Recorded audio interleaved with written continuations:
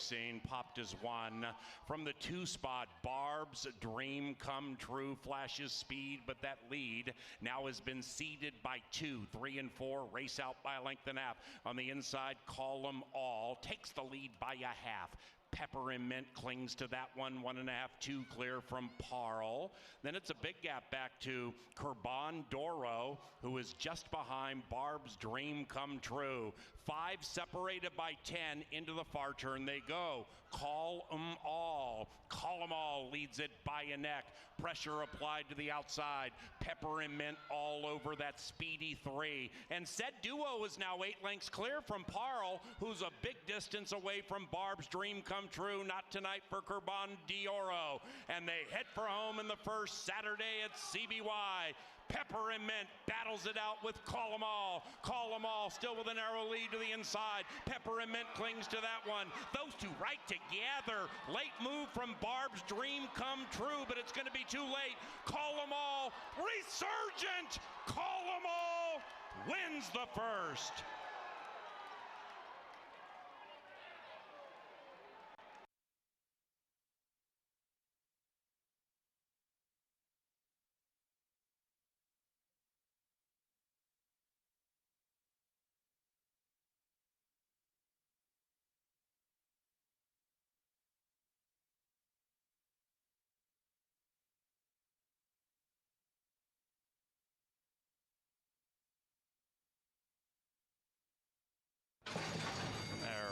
Racing, and they've broken a line. Dual Monarchy came out okay, so did the bookender Jackman to the inside. Jackman and Arrogancy, they begin to show the best speed. It's AC Doocy in the early stages. Dual Monarchy is the white horse to the outside of Coastal Kid, and Happy Dancer is 6 lengths rearmost. Jackman takes the lead into the far turn, runs away by 1. Arrogancy being shoved on a bit to keep up. Dual Monarchy seemingly poised to pounce 5 out of it, but Jackman gets clear by 2. After that, Coastal Kid shoved on and closing into the inside. Happy Dancer swings into action at 9-1 on the outside, and that one's very wide. Jackman tugging along the other 4. Jackman, Dual Monarchy, Happy Dancer, Coastal Kid, and between them, Arrogancy. Jackman still leads it by 1. Dual Monarchy outside, Happy Dancer widest of all, but Jackman says no. Jackman would not let anybody get close to him and takes race 2, gate to wire.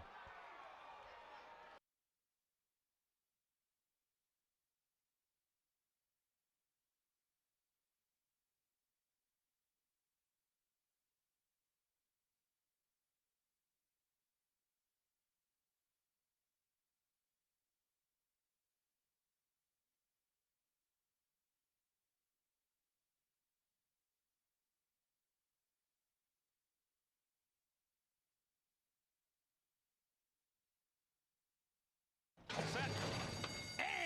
And Vera from the inside, Speaking Loud, makes some early noise, as does Vera Cruz. Outside comes Go West Go. In between horses is Moral Dilemma, and at the back of the pack is Just Keep Looking from just 4 lengths back.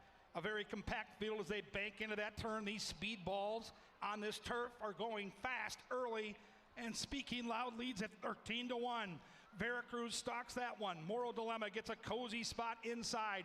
Kelsey's got some horse just looking for a way through. Go West Go, the 1-5 favorite, now moving in coyly, and still nothing from Just Keep Looking. They went 21-4 on Moral Dilemma, trying to hunt down Speaking Loud. Speaking Loud still there. Moral Dilemma is coming. Veracruz is there. On the outside comes Go West Go, and they charge down the Canterbury stretch, and Moral Dilemma trying to get to Speaking Loud. Outside is Go West Go. Go West Go, Moral Dilemma. Moral Dilemma, Go West Go. Tight photo. Hold them all. Moral Dilemma maybe by a nostril, but it's very close, folks.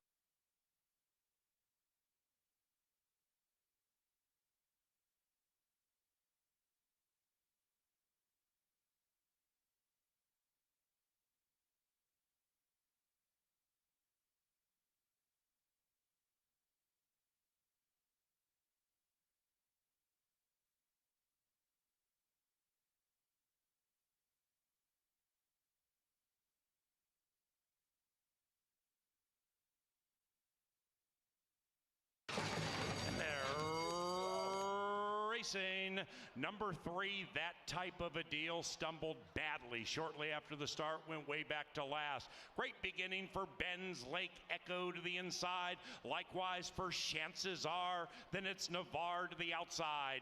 Next is more Tiger Paw. That one's 0 for 19, 3 lengths from the lead, and about 2.5 clear from A1B1. That Type of a Deal is recovering quickly at 4 to 1 and circumnavigating 8 lengths out of it.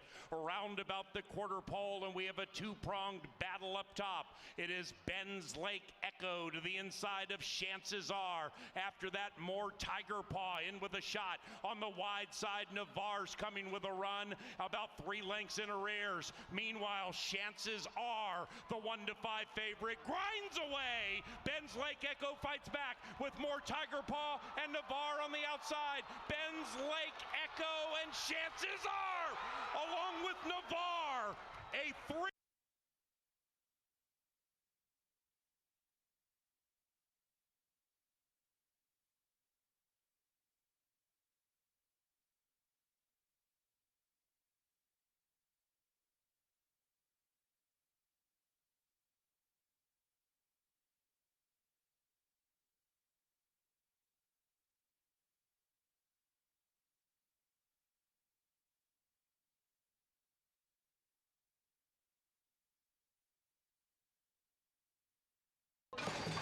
And they're racing.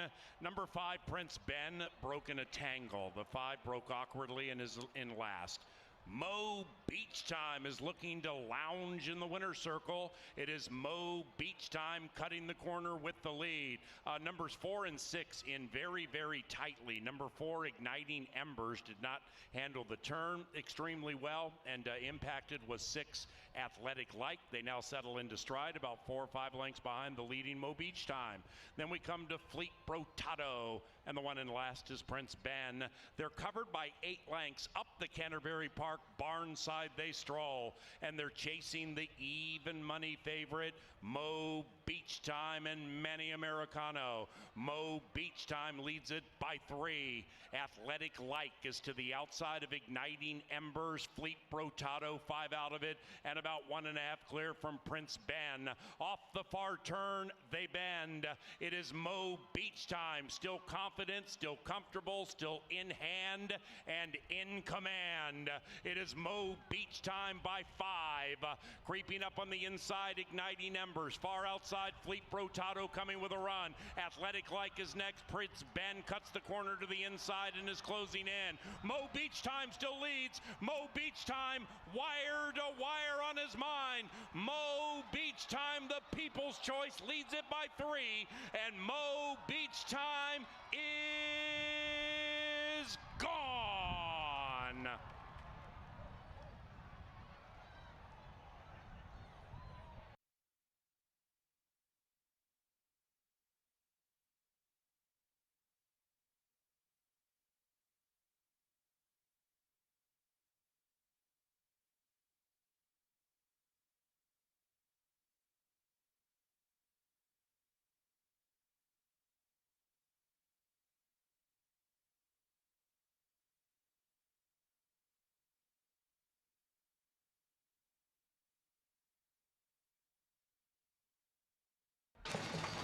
And they're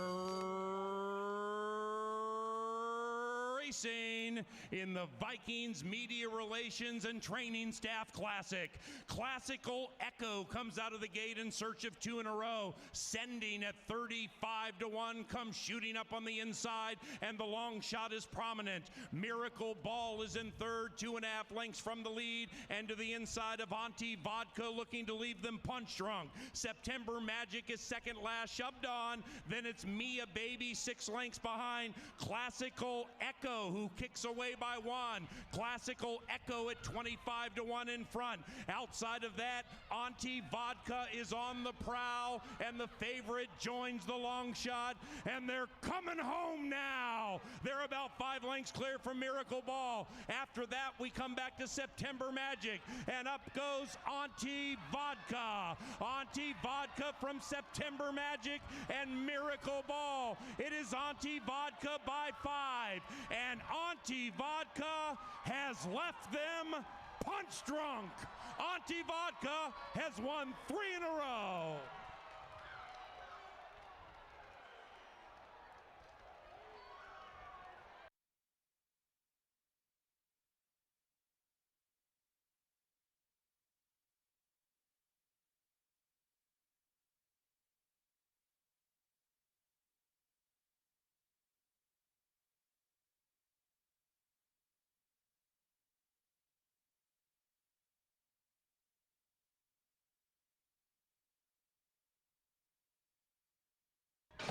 And they're racing. English Icon came out very fast as the favorite to the outside. English Icon and Manny Americano put the pedal to the metal around the first turn, and they're joined by Noah's Gold to the inside, and those two go like the wind. Noah's Gold to the inside of English Icon, and they put nearly 10 on Lieutenant Charm, who is chill in third, about 5-6 lengths away from Ultra Extreme. Then we come back to Jolo Caesar. That one is second last, and the one in last is Dakota.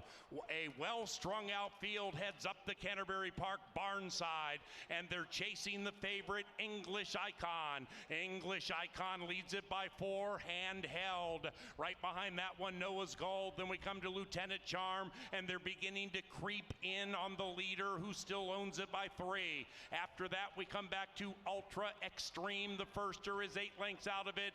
Now, Julio Caesar beginning to run on from behind, and Dakota is in last. They're covered by 9, and they have a quarter of a mile to go, and they're chasing Manny Americano and English Icon. English Icon continues to pound away with the lead, but the lead is diminishing. Outside of that, Lieutenant Charm, in between runners, Ultra Extreme is taking off in extreme fashion. Ultra Extreme puts away the favorite. Outside of that, Lieutenant Charm, but Ultra Extreme at 6-1, too good, and wins impressively. 1-4-6 in race 7.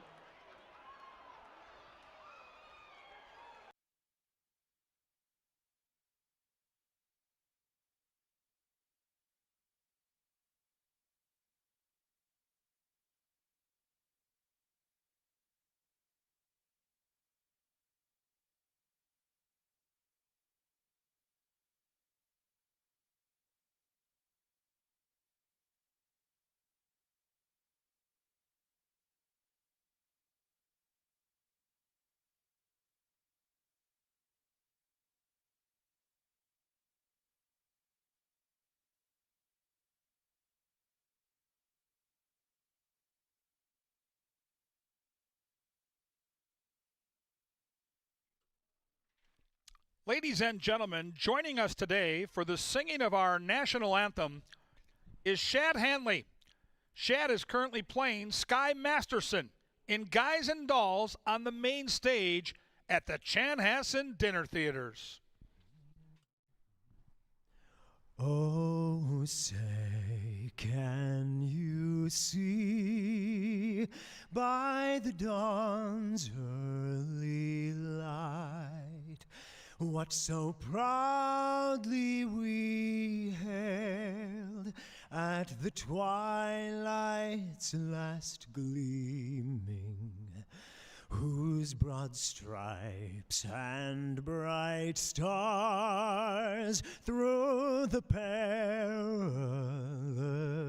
fight o'er the ramparts we watched were so gallantly streaming, and the rocket's red glare, the bombs bursting in air, gave proof through the night that our flag was still there.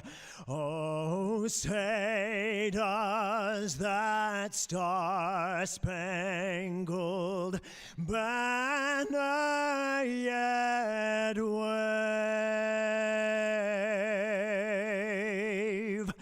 o'er the land of of the free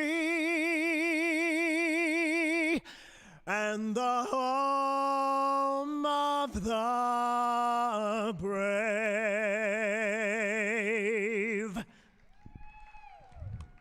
Outstanding stuff, and fans, for the perfect summertime treat, don't miss Guys and Dolls, now playing through the end of September. Visit chanhassendt.com for tickets and info. We are ready to race today at Canterbury Park on Pepsi Family Day. The main track is now muddy, and with that rain, we are off the turf. Off the turf, muddy main track. If you'll get your programs handy, we'll go over the changes on this afternoon's 7-race card. Race 4, take out the 4 Little Trouble. With that scratch in race 4, no show, no trifecta, no super. Race 4, take out 4.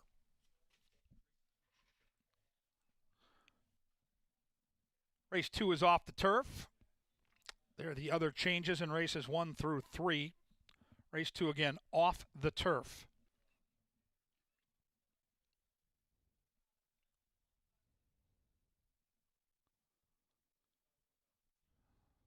Race 4 off the turf, scratch the 4 Little Trouble as we mentioned. Race 5, scratch the 3 Guilty of Having Fun.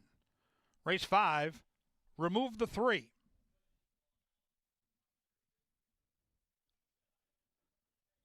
Off the turf in the 6th, no changes at this point. Race 6 off the turf, no changes at this point.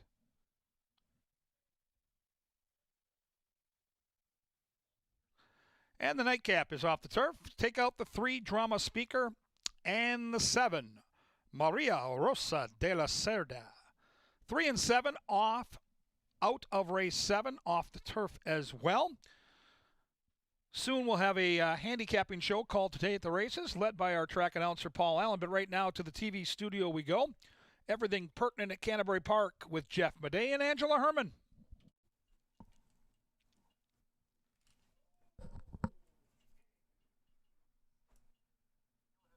Well, thank you, Kevin. And here we are in the First Bet studio. I'm Jeff Madej. I'm joined by Angela Herman. It's muddy. The sun is not shining in Shakopee. We're off the turf. The 4 turf races, all to be run at 1 mile. We will have some more scratches, I assume, Ange, because the announcement was just made on the backstretch that we were coming off the turf. So yeah, likely to be some more. It started late morning here in Shakopee, so it wasn't anything that was anticipated early on. I mean, I know we had a chance for some rain, but it really did start coming down, so we do have to come off the turf. We will keep you abreast as to those changes and any changes in the track as well. It's going to start muddy today, and I mean, our track usually is rather kind to speed, but when it gets muddy, wouldn't you say that gets taken up a degree? Yeah, I do think that's true, but this will be our first muddy day. This is day 5 of our 51-day meet, so we shall see, but we'll make the best of it. I don't let rain get me down. No, we can't let it get us down, and that's not what I'm saying. Just for handicapping purposes, do keep an eye on those changes as they come out, and we'll see if some horses do fancy it, because we don't have groups of all vets that love the mud, so we'll find out who and who doesn't like it today. And we're going to find out in 44 minutes when we kick things off. But we have a lot to get to first, including previewing a new addition to our racing schedule, and that being Thursdays. That's right. It is $2 Thursdays. We experimented last year with a couple of $2 nights, and they were really popular. Yeah. Well, the powers that be said, you know what? Let's do it all summer long. So we're going to every Thursday, and we race through September 19th. Every Thursday will be $2 Thursday. Lots of specials. Now, $2 admission, $2 plus tax. Admission, $2 Pepsi products, $2 Hormel hot dogs. The best part, though, is $2 cans of Budweiser.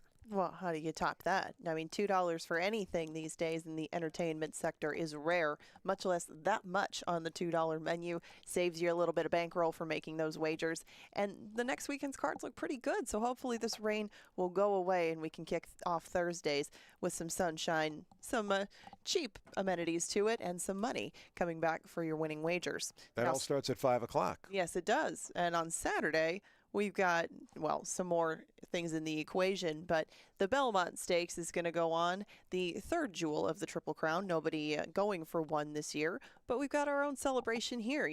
2 popular events combining into one for Belmont Saturday. Yeah, it is pretty cool because we have great racing from New York all day long, and then we ease right into the Canterbury card that starts at 5. And along with that, we call it the Beer and Seltzer Fest. Now, it's been pretty popular in past years. I think it will be again. More than 100 different types of beer and seltzer to be sampled. It's a separate ticket from your live racing admission, but super, super affordable. And You worth just it. go to CanterburyPark.com to get your tickets, but makes for a very festive crowd. Exactly. Well, and they used to be separate events.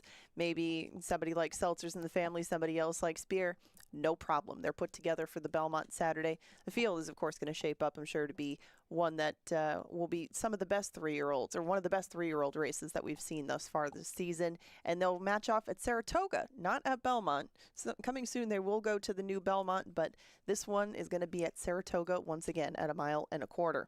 Now, coming up for us locally, we're going to bring, of course, beer and seltzer into the mix, but music as well with our first concert of the summer with Larry Fleet. Leg 1 of our summer/fall concert series, and it's less than 2 weeks away. You can really feel the excitement. Larry Fleet, a country, he's an up-and-comer, I like to call him. He's got a number of albums, but he is becoming increasingly popular. Tickets do still remain. That takes place in the coziest, most intimate amphitheater in Shakopee, right here at Canterbury Park. Okay, yes, cozy and intimate. It is a good vantage point, really, wherever you want to be. If you want to sit and just relax and sit back, if you want to be right up close to the stage, if you like being a little bit up higher, wherever you want to sit, we do have a different spot for you. But like you said, you still get a great view, and it feels like you're close up to the stage. That music stage that is right out by the track apron. It's a different sort of setting than you'll see just about anywhere else. Yeah, check it out. And everything is within just footsteps. You've got food, you've got drink, you've got the stage, you've got great little beer great garden down sonics. there. Yeah, it's Little it's place a to lot of fun. dance, whatever you need. And hopefully it's a beautiful night. We have got lucky with some of those, but where better? Get some outdoor music and get it right here at a place you know pretty well. The Loeffler Leaderboard. Yeah, the Loeffler Leaderboard. Mac Robertson had a good night last night. Yes, of course. I mean, got a firster into the winner's circle in the last race. That looks like he has a pretty bright future once things calm down a little bit. But he's 3 ahead right now of Cody Rosine. I think he might have a good day. Lynn Rarick, you can see off and running at the meet. But, yeah, I think I took a couple of Cody's horses today. We'll see if he can't tighten up that margin on Mac Robertson. But everything that he is sending out right now is live. He leads our trainer standings. The jocks, on the other hand, you do see quite a few right up there in range, but after that big opening weekend that Americano had, he has really set down the gauntlet for the rest of them as the one to chase down. Absolutely. Now look at this number here. We've run 28 races. He's ridden in 27 of them. So, yes, Right. but just mathematically, percentage-wise, he should have more wins. But he's making the most of what he has.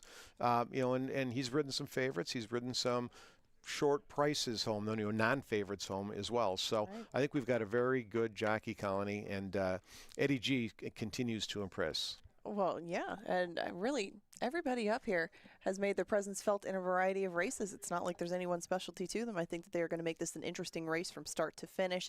Some new names that you see in there again, Riquelme, Americano. You're going to want to pay attention because they have made an instant splash in their first summer here at Canterbury. Big night for Kelsey last night, too. She had 2 wins, and Luis Fuentes had another one. It's good to see him back. He's been out of racing since last November with an injury, so it's fun to see Luis back in action here because he was our leading rider in 2024. Oh, yeah, and he was aboard a nice one. Auntie Vodka. Would like to see those two make a team in the future again in the winner's circle. That is a nice filly.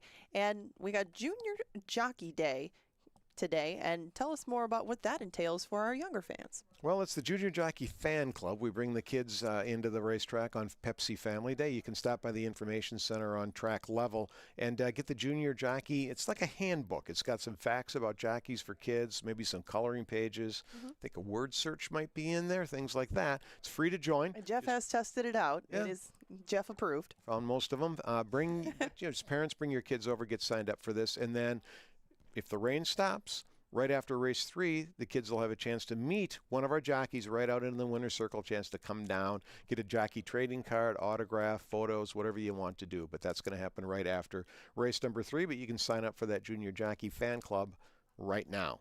How about food? We should talk a little bit about food around the You place. gotta eat. Yeah, and look at this. We've got the hottest jockey right now, or the winningest jockey, Manuel Americano. And what's he got there?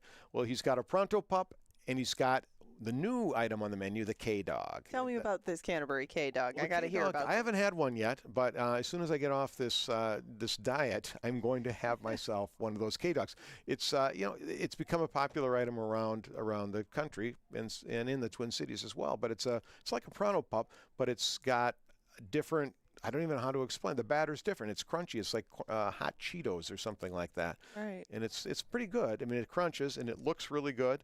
And I am going to try it soon. But those are at Classics. Classics is located on Mez Level. Fries, burgers, K-Dogs, Pronto Pups. Well, and I actually got asked this the other day by somebody not from Minnesota. Please explain the difference between a corn dog and a Pronto Pup to somebody, because it is a big difference. I don't know, but I assume it's the batter. The corn dog theoretically would That's be made cornbread. of corn. Yeah, and Pronto Pup is pancake batter. Okay. Well, That's the there you- difference. I mean, I never knew. I go to the state fair all the time. Whatever stand is closest. I don't discriminate between corn dogs and Pronto Pups. Now here we have Pronto Pups, pancake batter, delicious. It's something along those lines. Something a little bit different. I don't know if it's all the ingredients, but yeah, it's similar, but very different. Now, last night you had a bet of the day. Now we're all handicappers nationwide scrambling to make adjustments here with the surface change, but you gave out a horse named Jackman. Jackman went wire to wire, fastest 6 furlong time of the meet, 109 and change. But you gave an exacta box. You had the longer price over the shorter price. $5 exacta box, $10 bet got you back $41. So the fans were celebrating, and they then rolled that money that they made there into the next race, which started the pick 5, and that pick 5 paid almost $500. Yeah, and it pays that with not that giant of prices along the way. And this is my ticket for today. You can see you got to pick winners from races 3 through race 7, and you can structure it kind of like mine. You can do it differently, but you don't have to just use one horse per race. Now I am going to single to start things off in race number 3, but I'm going to open up some options in race 4 and in race 6 especially. Use a few horses so that you give yourself a little bit of wiggle room to be wrong, and then include some prices along the way. You can get all of this for $18 and just follow your way through it. You do cover your races by taking more than one horse per race, and it's a 10% takeout pick 5. It is such great value, and you can string together again 5 races or 5 winners that might not be astronomical prices and still get back over $500. That's my template ticket. It might change a little bit with the surface change. We'll see how things do come up, but this is just a jumping off point. Edit, add, subtract as you wish. Pool together some friends, maybe pool together your money. You can make a winning ticket that can really pay you guys back from some winning opinions, and you don't have to be right every step of the way. Just cover your bases. That's right. Take note of that pick 5, but also pay attention, because if there are some late scratches, we don't know that there will be, but if there are, we have surface changes today. Angela will come back with a new pick 5. But up next, we're going to swap places here with Paul Allen and Kevin Gorg, the other 2/3 of the Steam team, and they're going to host Today at the Races. It's brought to you by Touchdown Tile. They're going to go through 7 races. They're going to give you at least 7 winners. Thanks for joining us today at Pepsi Family Day.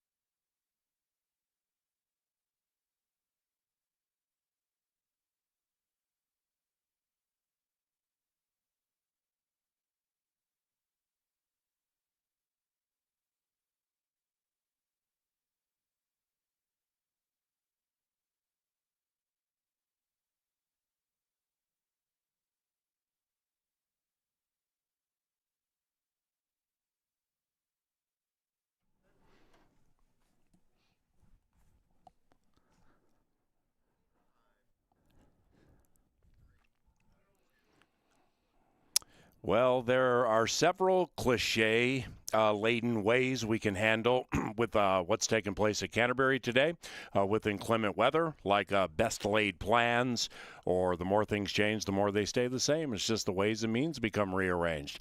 That's what is kind of happening to our card today. Welcome to Today at the Races, provided by Touchdown Tile and TouchdownTile.com. Kevin Gorg and Paul Allen, following Jeff Madey and Angela Herman. And we have a muddy main track, and the turf races have been moved to the main track. We have one race that was going to be 7.5 furlongs. Now it's going to be a mile. And the first handicapping question is going to be, when things change as close to the first race as they have. I mean, Kevin's had this thing handicapped for a week. So, I mean, Britt Blitz is going to scratch later. So we have a 3-horse race. So he's reevaluating all these races. How do you handle fast to muddy in a short amount of time? Yeah, I think the beauty of it is, you've put the time in, you've got everything highlighted, and whenever you look at a turf race, you have two different thoughts in mind. And I always tend to kind of highlight their record on the turf and then highlight their record both on the main track and on a wet track. And so when it's time to change, like we did in the last half an hour, you scramble a little bit. But there are certain horses that don't like to run on dirt, that are on the turf, that have big speed figures. So the sneaky part for all of us as bettors and handicappers, there'll be a race or two today where they have the wrong horse favored. Mm-hmm. Those are races you wait for and you pounce on. And the key is within the pick 5 or the pick 4, whatever you choose to do, have that one upset that you need through the card. And we saw it yesterday with that pick 5, once again, paying nearly $500 with a couple of gimmies along the way. Right. One big upset's all you need. That's what I'm looking for today. Well, and you can see a shot of Canterbury Park behind us. When we walked in here, it still was raining hard. We don't have the precipitation over an hour and a half here in Shakopee, Minnesota, but it came down hard. So the track has changed. And from a betting standpoint, specifically if you don't come to Canterbury very often, we do encourage you to try to find ways to play things, to take a little, to make a lot. But really, from a crafty standpoint, watching a race or two on the main track, seeing where, because the riders are going to figure out quickly, all right, pass 1, 2, and 3 maybe. I might want to be out in 4 while I'm setting the pace far clear from everybody. So finding the right paths is going to be key for the riders. There you get a good shot from the quarter pole camera of our stretch, and it's incredibly wet. So I don't know about you, man. I'm probably going to watch 1 or 2 before that pick 5. And like you said, there will be some horses favored today who shouldn't be favored, and maybe we can start crushing, Yeah, our track, generally speaking, is a very, very fair track. However, when it rains, it tends to favor one of two things: horses that get to the front and get clear, or horses that circumnavigate in the 5 or 6 path and can finish a race on a deep, tiring track. And so in the first 2 races, to your point, I do want to play the pick 5 with that 10% takeout. So I'm going to watch those first 2 and see if anything's abnormal. Sometimes it's just still a fair track, but the track drains from the outside to the inside. So the inside part, lane or path 1, whatever, is going to be very boggy and wet and heavy. I think most jocks will get themselves off the rail, which is atypical from what we see on a fast track. And then just keep an eye on how things are playing. The riders have figured out. The good news is we've got small fields, so there's not going to be a lot of consternation about the trips. They can get the trip they want on this track. I happen to think speed's going to be good, which on a wet track is how I normally play, whether it's here or across the country. But the first 2 races will give us a peek. Okay, and before we start handicapping on this muddy main track, give me a fist bump. Now, sports betting here in Minnesota is not legal. Okay, that's a completely different conversation for another time, probably outside of this racetrack. So sports betting in Minnesota is not legal, but nevertheless, Kevin and I and Angela and just those of us here in the Dark Star Press Box will talk about sports and point spreads and money lines and over-unders and props and things like that. And I gave you that fist bump because of the way you sniffed out an underdog money line San Antonio Spurs line last night. Kevin doesn't follow the NBA. But here's the lesson, is when you lay out a couple of angles and then you're like, what's the line? Oh, this is plus here.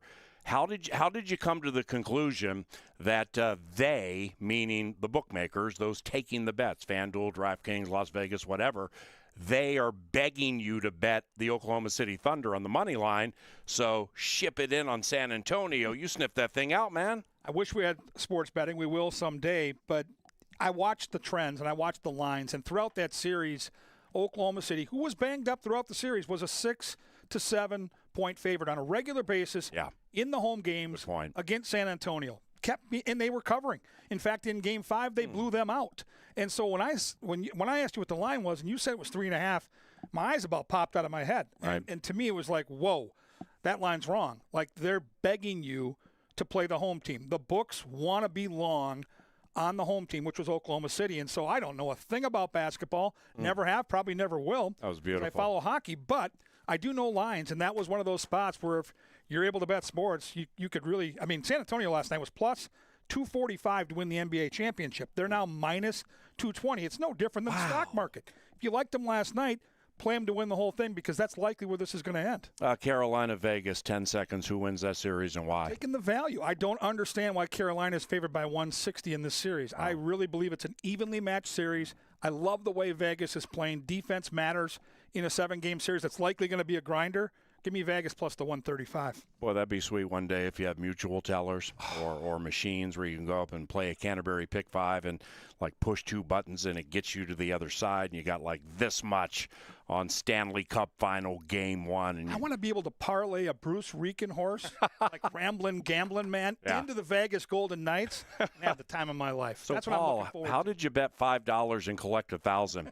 Well, I took 2 Santiago Tranquilinos, one called Heavenly Deacon on a wet track, and I parlayed them to Vegas to win the series. And I took a little to make a lot. All right, let's see what we can do today. First race, no scratches. Muddy main track off the turf. Pick 4 wagering here. I didn't change any of my picks. Now, from the ones that I made into a fast main track and a turf course, I took a peek at them, and I think I can roll with them. I picked this one, 214. 214. Got Ghosted is my win pick here.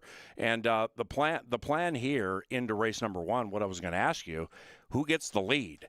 I mean, you got some who are close. You don't have any early race speed merchants. Who gets the lead? And by the way, with Got Ghosted, I love his off-track breeding. His breeding's great for the off-track. He does have enough speed to be close, but that's why I ended up on the 4. I looked at the 4, and even though this horse is coming off a longer race where he didn't make the lead, if you go back to his dirt races, he's showed a little bit of speed, and I think De Silva's going to be aggressive. I like the outside post, so he's got some options. I don't think the 2 will be far off. I think the 2 will be on the lead or right behind, but I think the 4 gets the lead. And if the 4 gets the lead off a turf route, I think he's going to be tough to beat. And his dirt numbers are decent. 11 starts in the dirt, 5 for 11 in the trifecta, and I think he's going to have a decent go of it at 7 furlongs. I went 4, 1, and 2, and if I was playing the early pick 4, I'd use all 3. I am pulling for Got Ghosted for trainer Martin Escobar, who used to be a rider here. I'm quite fond of Martin. Sally J. Mixon, who works with him, part of the Abijah's program. Just wonderful, loving people. I want to see him get into the winner's circle after race 1 with Got Ghosted. Now, to race number 2, this one's off the turf. The distance is okay. So we stay at a mile here. And as of last check, we still have 5 in this race. I'm on Rhino to Grace. Likewise for Angela, 3rd member of the Steam team. KG made a switch from a horse that he liked to number 3, Able Seaman. Yeah, I think this horse moves up significantly now that we're off the turf. I was lukewarm on Able Seaman on the turf, but I like his dirt form. 9 starts on the dirt, 4 for 9 in the money. The layoff's the question mark, but I trust Mike Beeler. There's a nice steady set of drills here. Roman riding with a lot of confidence right now. Now, this horse is a closer, and I don't know how much speed is in this race. I think he'll be a little closer than normal, but he does come from the back of the pack, so I've got to take that chance. I would love to see the inside horse. Even though he doesn't show it, I think if you go back in the past performances, there's enough speed there. But this is one of those races where I really want to watch it because I don't see a lot of consistent dirt form, and that's what you have to do when you battle on these off-the-turf days. Covenant cleanup. This was 7.5. It goes to a mile. So we do have a distance switch here off the turf. I take it 2.54. Now, I'll stick with Rhino to Grace. I'm elevating number 4, Pierre Noel, or Pierre Noel, off the layoff. It's quite a long layoff, too. But trainer Troy Bethke got a W yesterday. Manny Americano, first time we've seen him here at Canterbury, and he's won a bunch of races for the first 4 days. Really good gate jockey. And this horse is blessed with early speed and is fresh. So I'm going to take a look at the odds and how the track plays for number 4, Pierre Noel. But I'll pick it 2-5-4 in race number 2. Now, the third race begins our Canterbury Park Pick 5. We have a Nation Low takeout for those of you who have the volume up at the tele-racing sites across the Great Divide. That means 10% takeout for our Pick 5. That's a Nation Low. It's only a 50-cent wager. All 5 in here are looking for victory number 1. How are you going to start that Pick 5? I like the 3 a lot here. This is the Novogratz charge with Cody Rosine. I saw enough talent last year when she was a 2-year-old. We have a couple of major changes for a good barn. The blinkers come off. We're getting first-time Lasix. I see a bevy of sharp workouts, including a 47-1 breeze from the gate here at Canterbury just a couple of days ago. I happen to think this horse is going to be on or near the lead. I like the bloodlines for the off-track. I like this 3 a lot. One of my Pick 5 tickets will single this horse. Then I'll use the 2, the 3, and the 4, who are my top 3 picks in the race. But I do believe the 3's in a good spot for victory. The 5, Stillwater Falls. I'm not. Might be loose. Right. That's the thing. Is that the horse comes back in a week, so 8 days. Showed speed, stopped badly. Do you worry about the 5 compromising the chances? Well, the 5 might be loose. My biggest concern is if I'm using 2, 3, and 4, and then I've got a single of the 3 on my 8 ticket, that 5 scares me getting loose. But on short rest, I'm going to bank on the 3 and Gallardo not giving that horse a breather, and I think the 3 is a better horse. Yeah, so do I. I'm going to go 3-2-4, 3-2-4 here in race number 3. About 20 minutes to post time for the first at Canterbury, muddy main track. Turf races off turf and shifted to the main track. This is Today at the Races, sponsored by Touchdown Tile and touchdowntile.com, the official renovators of racing here at Canterbury Park. Middle stages of the card, race number 4, off the turf. Distance is fine, $24,000 allowance race. And I'm going to go with number 1, Now Then. Actually, we have a couple of scratches here. 2 and 4 are both out. So Rip Blitz and Little Trouble are out. We're down to a 3-horse field. I had the 2 in my original picks, and that's just, we're going to have to live with that. Well, see, now then was an even money favorite last Sunday, and lost to Nick's Honor, who I thought ran a pretty good race. Final time 137 and change. Main track or dirt here at Canterbury is pretty good. Like we had one last night that went 109 and change. On the main track. That's pretty good as we've been going through the first 4 days. Now then chased a pretty fast time and was bet down to even money. The fact that Silva brings the guy back in a week indicates to me he knows what happened and why. We can fix it. I got inside speed, and I'm going to come back. So I actually like this horse quite a bit. I picked it 1-5-3. Yeah, the dirt form's actually pretty good. You go back to that race in September of 24. That horse flashed some speed and hung on for a nice second-place finish at 4-1. Just the more I looked at the race, the more I like Time Muse. Time Muse has good dirt form. 10 starts on a main track where they're the 6 for 10 in the trifecta. Good wet track bloodlines. I think the 5 gets a great trip sitting just outside the 1. Pace always matters, but I think when you have a 3-horse field, it probably gets a little bit muddied up, no pun intended. So I'm going to use the 5 and the 3. If the 1 beats me, I'll tip my hat and move along. And we will move along to the 5th race, and this one begins the Pick 3 on the final 3 live races today. Those of you here at Canterbury, welcome to Pepsi Family Day. Sorry about the weather. Scratch number 3. Number 3 is scratched from race number 5. You and I both fancy, unless you changed, My Woman, looking to win 2 in a row.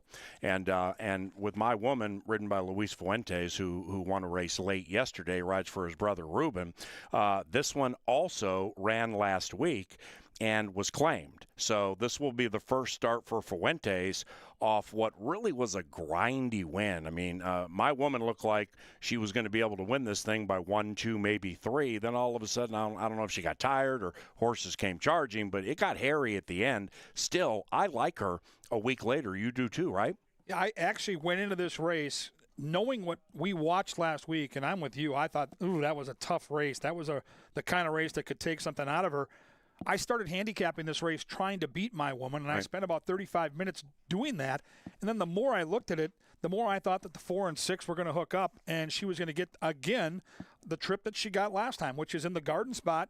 ready to go behind 2 front markers that don't want to back down. I think both the 4 and 6 are going to love a wet track. They're undefeated combined, 3 for 3 on a wet track, but they both want the front. And if My Woman can sit behind them, I think she gets the perfect trip, and I think she wins. My Woman is 4 for 5 in the top 3 on wet tracks with a victory. The 2 next to her are undefeated. Got to Try Mischief is 1 for 1 on a wet track. Angela's Party Girl, 2 for 2 on a wet track, comes here from Tampa Bay Downs, so keep that in mind. And with My Woman, also, Lady Astrid. Lady Astrid was the one with Kelsey who won a couple of races yesterday. That one clearly at times went off form in Hot Springs, but has had an affinity for racing at Canterbury Park. So the veteran mare, I put her in the mix a little bit if they back up. Lastly on this race, because 2 horses here are key, 6 Gun Sally, number 2, from Tulsa, Oklahoma, Will Rogers Downs. And we have another one, Got to Try Mischief, who just ran a good second against Allowance Company at Will Rogers Downs. We've talked about Oaklawn and Tampa Bay Downs and Turf Paradise. How do you handle Sharpies who are hot, making money in Tulsa, segueing to here? They're racing sneaky good. Jeff Medeiros talked about this for years. I don't count them as on par with Tampa or Oaklawn, but not far behind. And especially if you can show speed there and hold on. That is a very hard track to get loose and to hang on. I've played races from there. I watch races because they race during the early part of the week. So I think that racing's rocks out, especially if you can get allowance horses like Got to Try Mischief. I've got nothing but respect. And again, Oaklawn and Tampa kind of at the top of the list with the horses we look at on a regular basis, but that group is not far behind. Mouse and I like to play Will Rogers Downs, too. I mean, you know how we play. I know how you play. When we're playing in the blind, if it's provincial, we look for the Francisco Bravo or a Beeler. If we don't have a Bravo or a Beeler, we go to the Steve Williams and a horse that has gospel in the name. Oh, boy. And then we just bet it blindly. Take a look at the Canterbury main track, still very, very wet. We're muddying off the turf today, including race number 6. And at last check, we have no scratches here in race number 6. So we have 6 battling. I picked a 2-1-6. Wellsworth, I really, really, really liked on the turf. It was going to be my biggest win bet today. Can't necessarily say that's the case now. KG's on a horse that I love, Sonic Speed. Followed him at Turf Paradise in the offseason. Loved his victory here last year for one of our great owners, Justin Rivak and his group, Rocket Wrench Racing. They constantly are providing. I got off him. You got off Sonic Speed? Well, I had to. Well, I still love Rivak and Rocket Wrench. I love Rivak. I love Rocket Wrench, but this will be a nice tight. What happened? I mean, he's 0 for 4 on a wet track, never hit the board. 0 for 3. I'm on the 3. I think that horse. Oh, you and Angela are teaming up on your boy. On a wet track. I mean, his numbers bear that out. He got the prep race done in Chicago. I think the 3 now is a total standout. If I could get 9-2 you're right. fixed odds, I would be all over this horse. I go 3, 5, and 2. I love the 6. It was going to be my power play. I'll come back with that horse when we get to the grass. Yeah. But I love the 3 today. Yeah, it's 2-1-6 for me. I need to reevaluate this. Mm-hmm. Sonic Speed. I mean, let's see. North Arm Bay has a victory on a wet track here from Grand Island. Yeah, we're. How many are you going to use here in your main pick 5 ticket and why? Big ticket. I am using the 3 and probably the 5. Mm-hmm. 3 and 5 are the 2 I fancy the most. I'm my sneaky there with the spanky clean colors. I just think the 5 is one of those horses, North Arm Bay, that is sneaky enough where he's fit off 3 starts that Troy got him down in Nebraska. I like the bullet workout here on the main track. He's just sneaky enough where he could get it done. It is 2-1-6 for me. I pick it 2-1-6. Race number 7, final race of the day, off the turf, and we're going to go to a mile here. So the 7.5 on the turf, muddy main track. Might be muddy then, who knows? But the distance goes to 1 mile. We scratch numbers 3, Drama Speaker, and 7, Maria Rosa de la Cerda. The Steam team is in unison here. Did you change? I did. I'm on the 2. Oh, wow. Okay. 5-6-2 for me. Why? Well, again, I don't see a ton of dirt form for Vintage Port. I see a decent try on a wet track, which I did note was solid. But then I just don't see the form that I see for the 2. The 2 is actually in the exacta 6 of 12 on a fast track. And I know the wet track numbers aren't quite as good, I think this horse is much better on the dirt than on the turf, and I think this horse at 8-1 is going to offer some value. They're not going to bet this horse off a sixth, and a sixth. So yeah, I like the 2. I'm still going to absolutely use my 5, but I'm going to go 2, 4, and 5 for this one, PA. Yeah, the 5 was going to be a single for me in the pick 5. I got to think that thing out a little bit. But with me with Vintage Port, you know, we're unseen since September. When Kevin and I did today at the races yesterday, we talked about horses who are legged up, and the opening 3 days, some of them had advantages. There were horses who won yesterday who hadn't run in 8 months, kind of like this one. I just think Rosine, who owns and trains this horse, has always felt that the filly was a nice filly. She made $43,000 last year. She ran third in her maiden, then was 9-1 in a $75,000 stake. So I think they think she's a nice horse. Now she's available for 25 grand. All right, so you can read into that how you will, but if you win this race and Cody gets 60% of the 14 grand, and then the horse gets claimed, that's a nice little scoop. So I like the off-track breeding too. I'll go 5, 6, and 2. You can see the horses walking into the Canterbury Park paddock about 12 minutes to post time. This does seem to be one of those days where when they hit the track for the post parade after the Sir Leonard Dykert call to the post, they probably will be going straight to the starting gate a fair amount of time. So keep that in mind when you're making your wagers. And race number 1 is about 10 minutes from now. For our second to none team in television, that would include Z and Key and Johnny the Mouse Mickelson. For all of us here in the Dark Star Press Box and Kevin Gorg, I'm Paul Allen. Have fun at Canterbury today.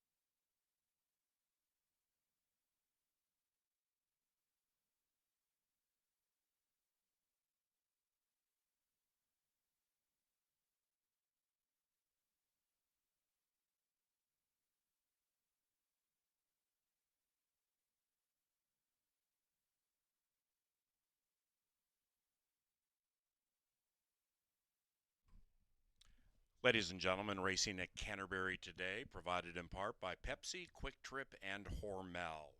We thank our season-long sponsors. They also would include Pepsi, Quick Trip, Hormel, Comcast Xfinity, and Anheuser-Busch. Minnesota Lottery, Maker's Mark, Loeffler, Quick Trip. John Deere, Minnesota Soybean Research and Promotion Council, Apple Autos. And Tri-State Bobcat.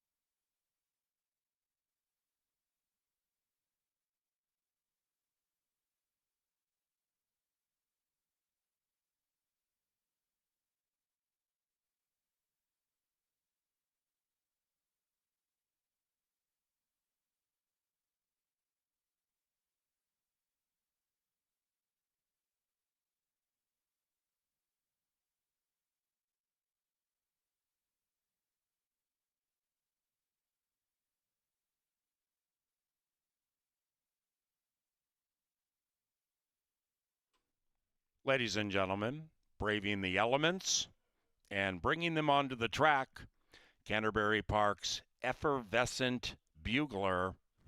He is Sir Leonard Dykert.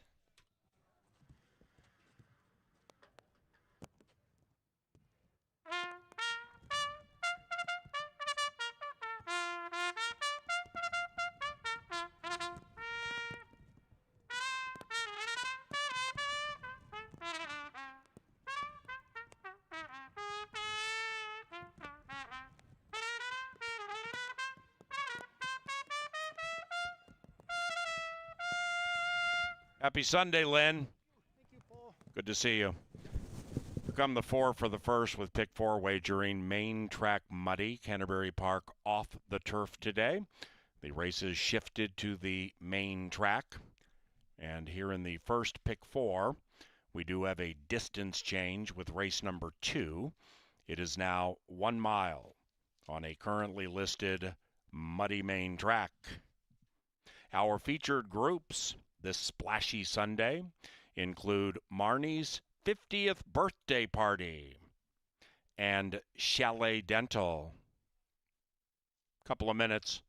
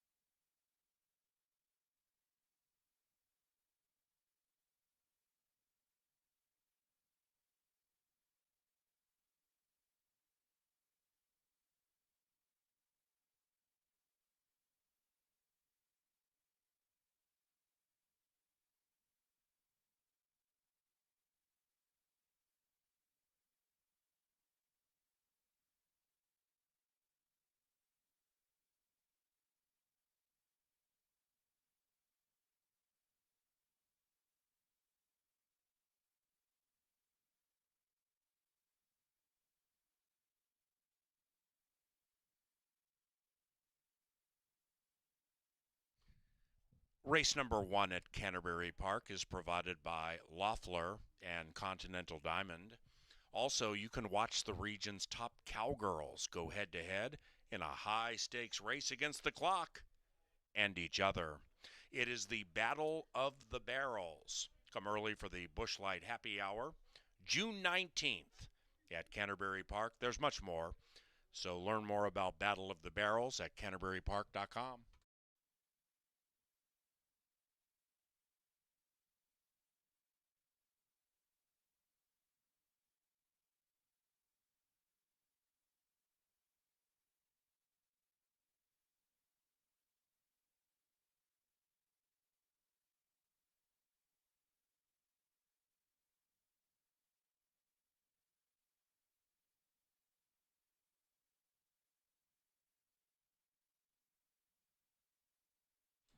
They are arriving at the starting gate for race number 1. It is now post time.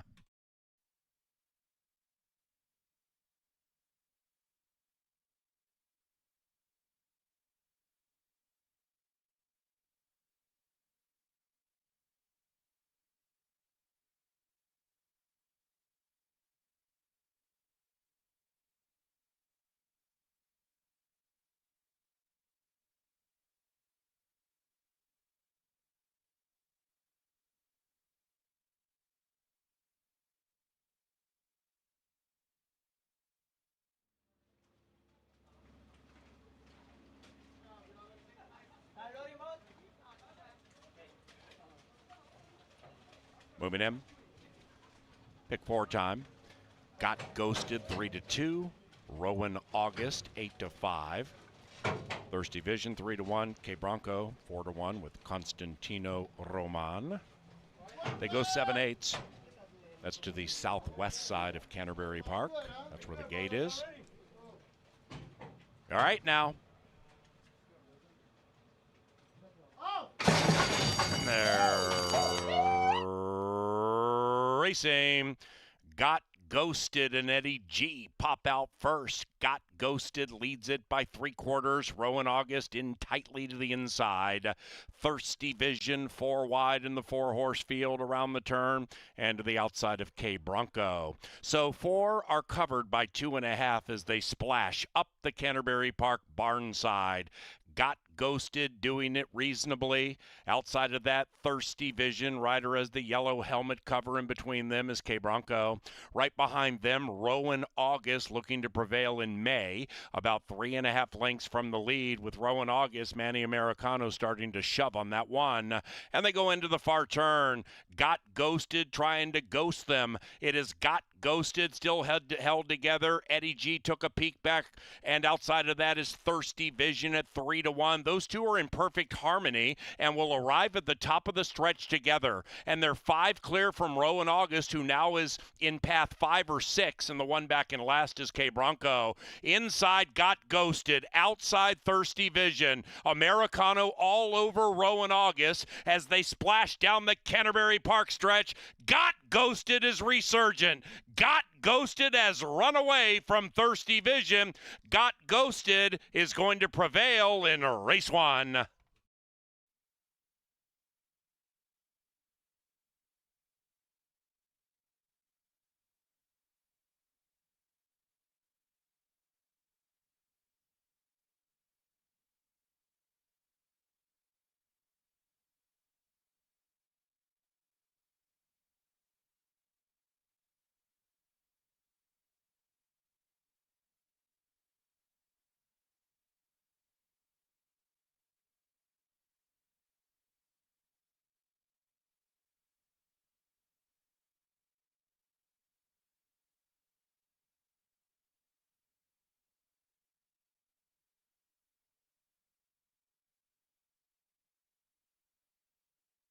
Number 2, Got Ghosted, ran first. It's 2-4-1-3 in 125.30.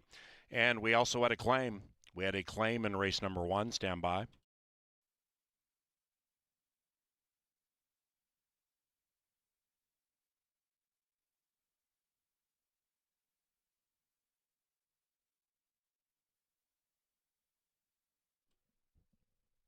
Ladies and gentlemen, the 3rd place finisher, number 1, Rowan August, was claimed for $7,500 by Late Kick Stable for trainer Mac Robertson. It's official. Number 1, Rowan August, Shifting Barnes, Robertson Late Kick. Race number 2 is off the turf course, main track still muddy, and the distance for race 2 is now 1 mile. We have no scratches, we have no rider changes in race 2, which is provided by Apple Autos, the official vehicle supplier to this racetrack. Also, we thank Comcast Xfinity, where the Wi-Fi is booming, and Furniture Mart. Furniture Mart is home shopping built for you. Race 2 is about 20 minutes from now.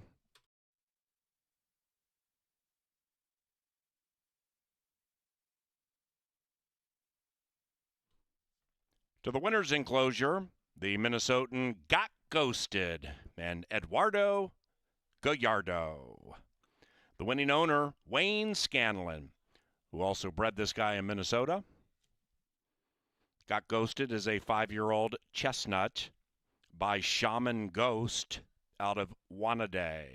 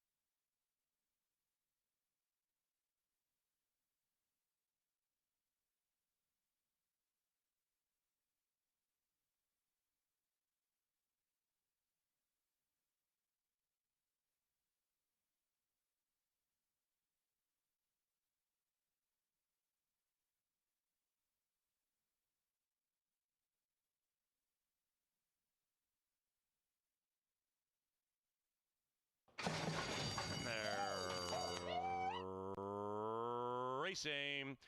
Got Ghosted and Eddie G pop out first. Got Ghosted leads it by 3/4. Rowan August in tightly to the inside.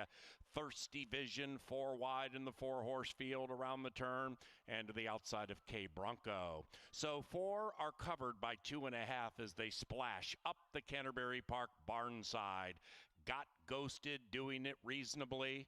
Outside of that, Thirsty Vision, rider as the yellow helmet cover. In between them is K Bronco. Right behind them, Rowan August looking to prevail in May. About 3.5 lengths from the lead with Rowan August, Manny Americano starting to shove on that one. And they go into the far turn. Got Ghosted trying to ghost them. It is Got Ghosted still held together. Eddie G took a peek back, and outside of that is Thirsty Vision at 3-1. Those two are in perfect harmony and will arrive at the top of the stretch together. And they're 5 clear from Rowan August, who now is in path 5 or 6, and the one back in last is K Bronco. Inside, Got Ghosted. Outside, Thirsty Vision. Americano all over Rowan August as they splash down the Canterbury Park stretch. Got Ghosted is resurgent.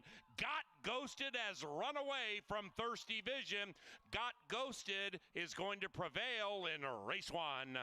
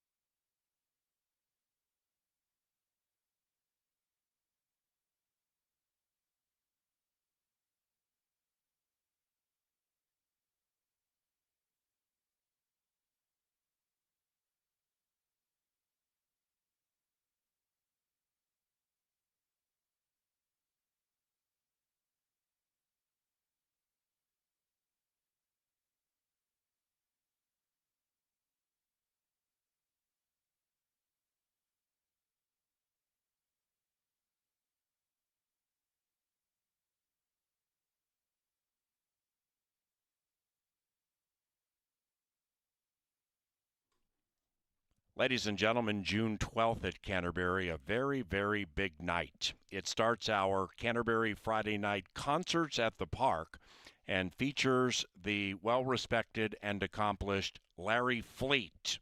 We have an intimate setting and great sight lines and sound, so come see Larry Fleet June 12th and get tickets at canterburypark.com.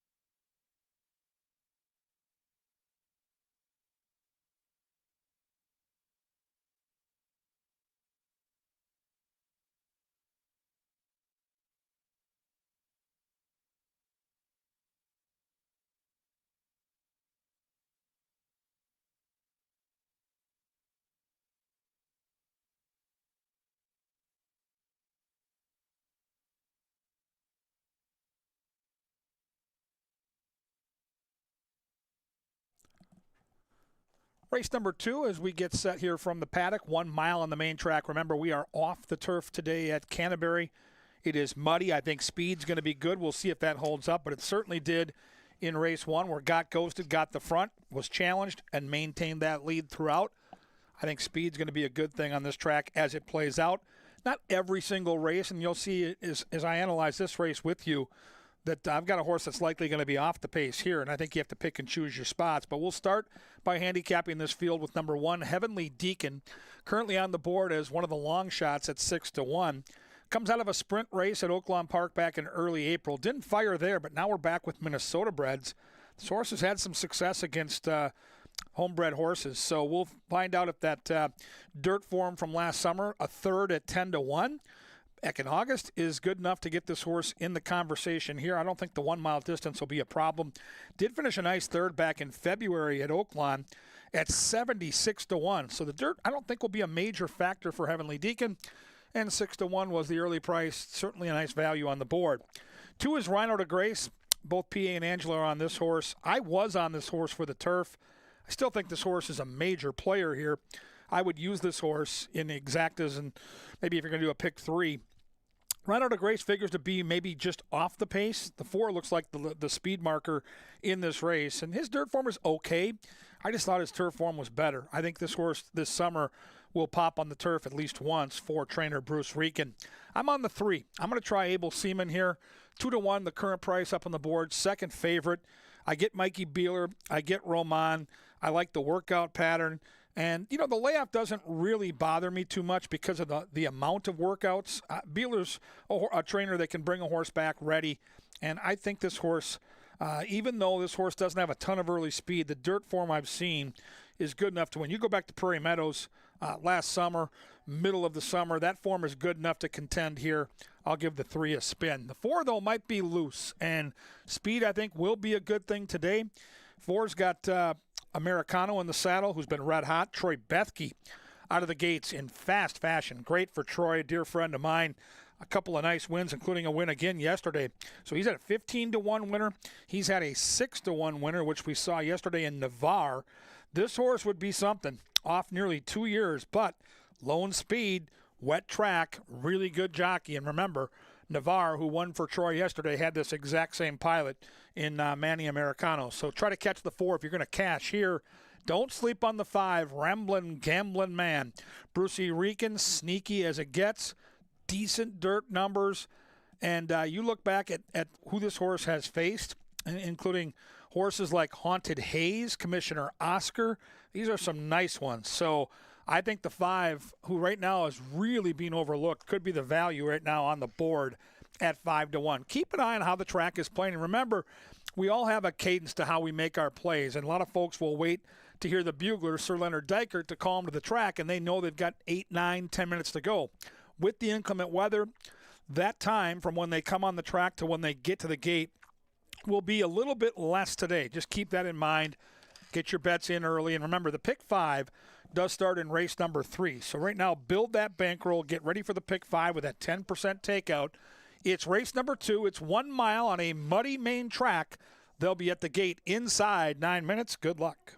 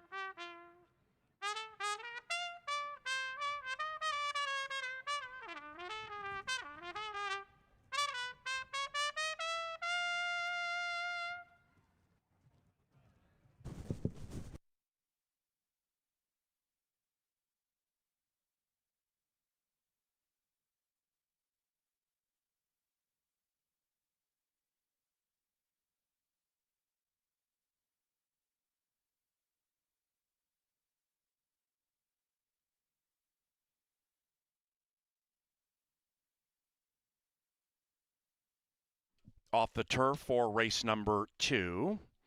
The distance is 1 mile, and we have no scratches.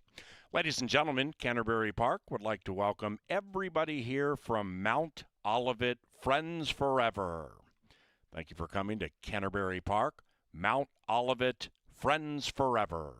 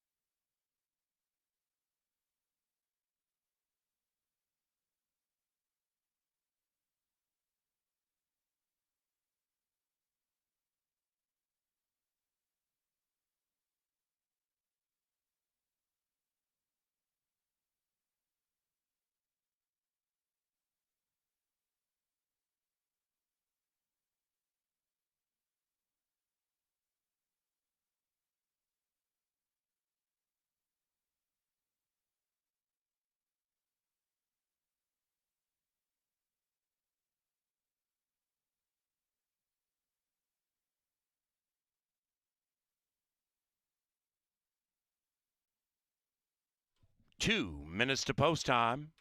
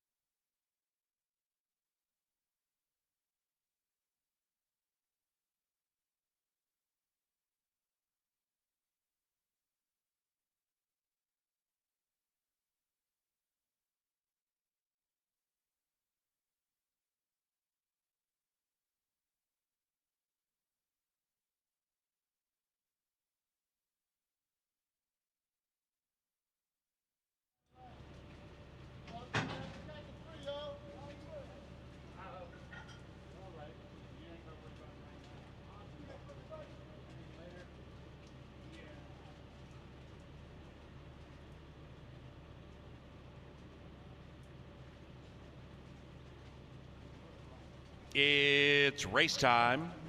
Second race, Muddy Main Track, Canterbury Park. Able Seaman, 2.5 to 1. Heavenly Deacon, 2 to 1.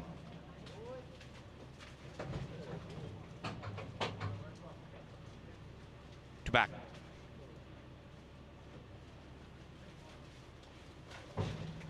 And one out.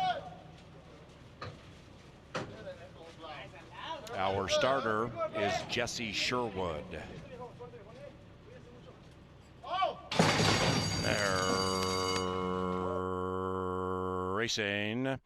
Heavenly Deacon on the inside at 9 to 5, pops out of the starting gate with the early lead on his mind.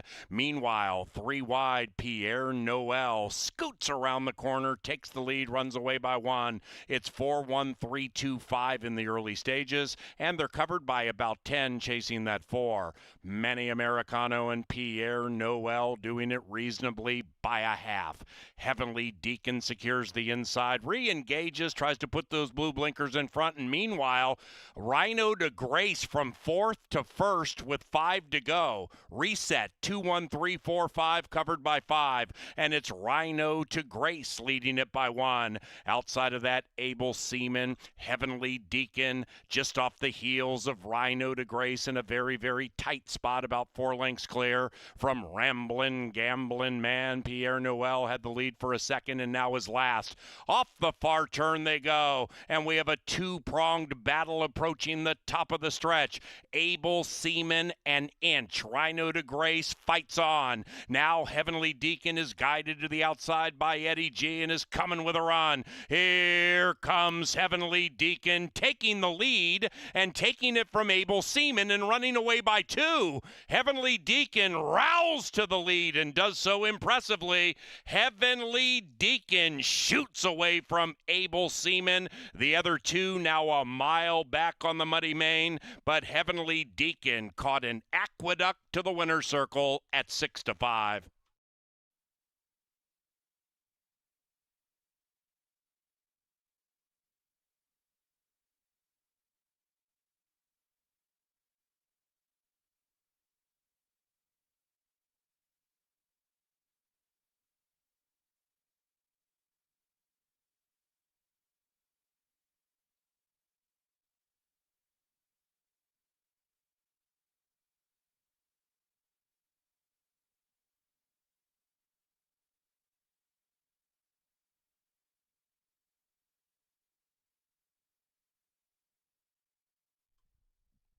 Number 1, Heavenly Deacon, impressively. 1-3-2-5 in 139.60.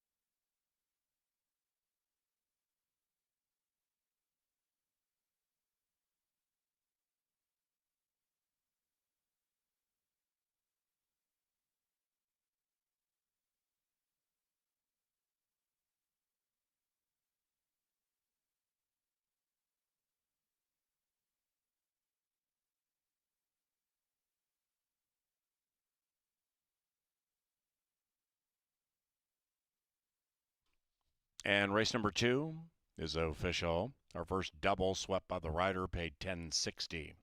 $10.60. Heavenly Deacon is in the winner's circle. Back-to-back victories for jockey Eduardo Gallardo. Heavenly Deacon is owned by Kevin Conrad and Annette Kendall. The winning trainer, Santiago Tranquilino. Heavenly Deacon is a 5-year-old brown son of Midnight Storm out of Church Time. Bred in Minnesota by Kevin Conrad's Heaven on Earth Farm. We come now to the third race. That begins the Canterbury Park Pick 5. It's only 50 cents.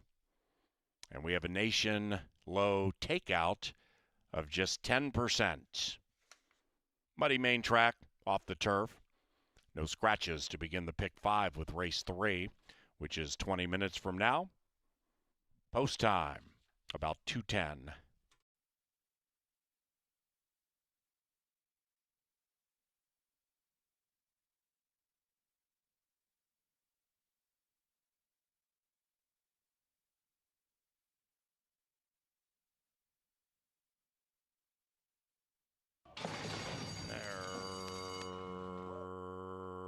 Racing.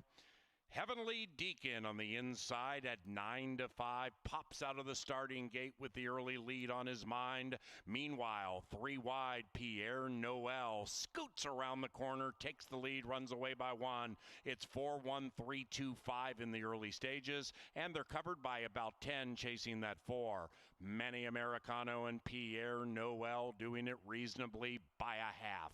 Heavenly Deacon secures the inside, re-engages, tries to put those blue blinkers in front, and meanwhile, Rhino de Grace from 4th to 1st with 5 to go. Reset, 2-1-3-4-5, covered by 5, and it's Rhino to Grace leading it by 1. Outside of that, Able Seaman, Heavenly Deacon, just off the heels of Rhino to Grace in a very, very tight spot, about 4 lengths clear from Ramblin' Gamblin' Man. Pierre Noel had the lead for a second and now is last. Off the far turn they go, and we have a 2-pronged battle approaching the top of the stretch. Able Seaman and Inch. Rhino to Grace fights on. Now Heavenly Deacon is guided to the outside by Eddie G and is coming with a run. Here comes Heavenly Deacon taking the lead and taking it from Able Seaman and running away by 2. Heavenly Deacon rows to the lead and does so impressively. Heavenly Deacon shoots away from Able Seaman. The other 2 now a mile back on the muddy main, but Heavenly Deacon caught an aqueduct to the winner's circle at 6-5.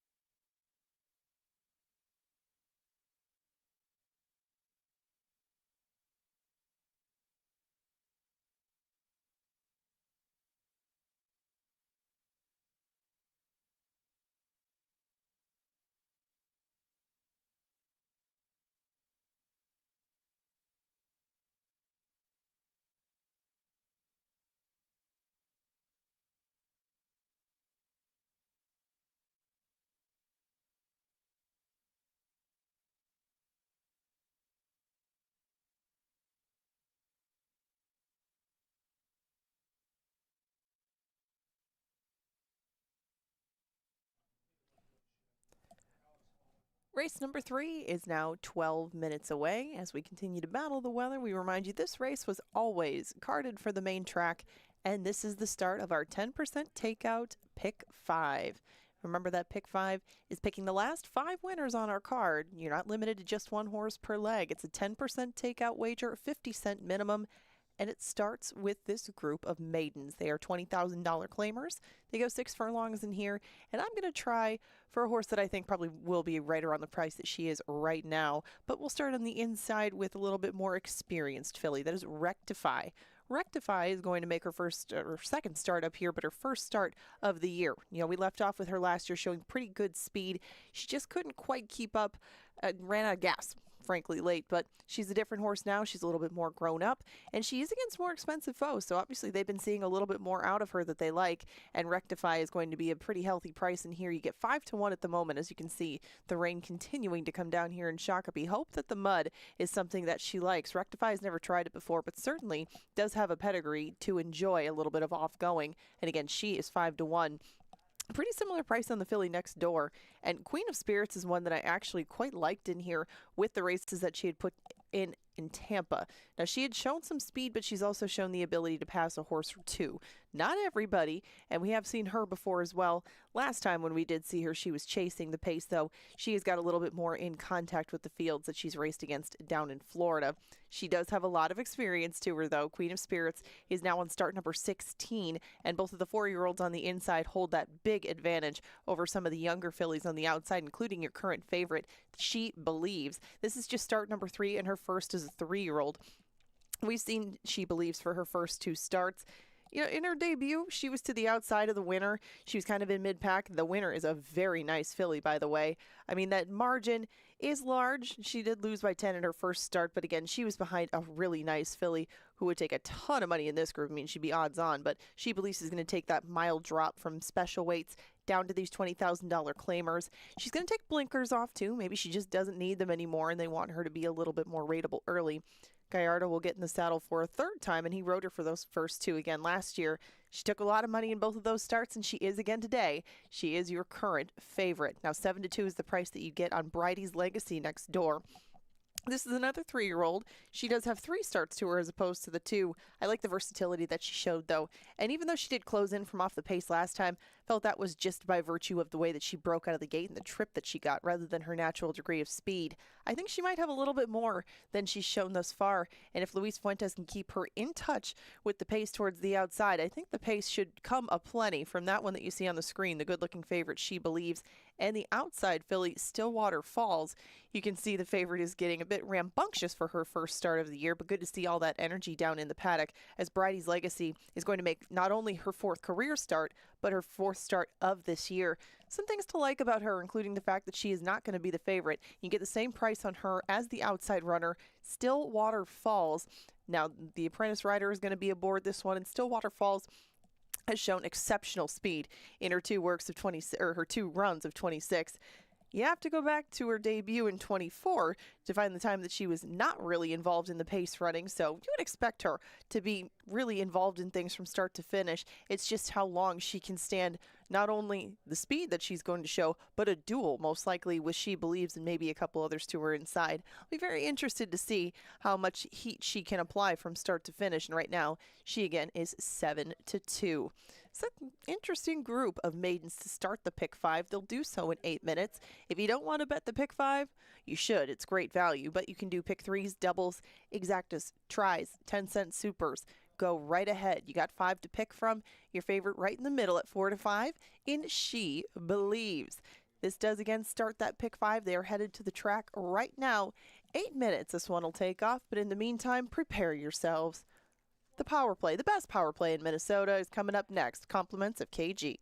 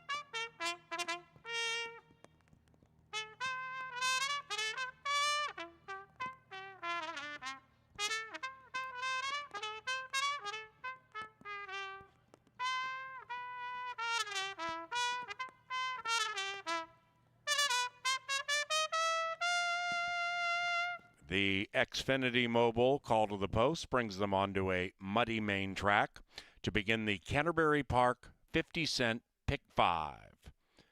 We have no scratches, muddy main track, off the turf, 5 minutes.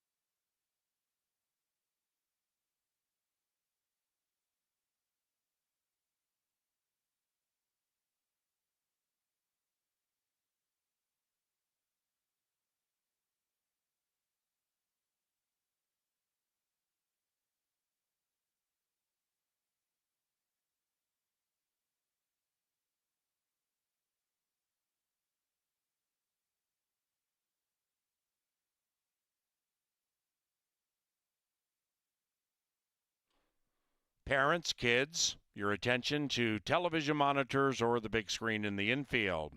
This is our Culver's Junior Jockey of the Day promotion, and we are going to find 3 through the spinning children. Each wins a free kids meal from Culver's across the street. Here is boy or girl number 1. Bingo. Head to the first level, the track level information center to claim your prize. Child number 2. We give kids meals each and every Sunday via the Junior Jockey promotion, and she is number 2.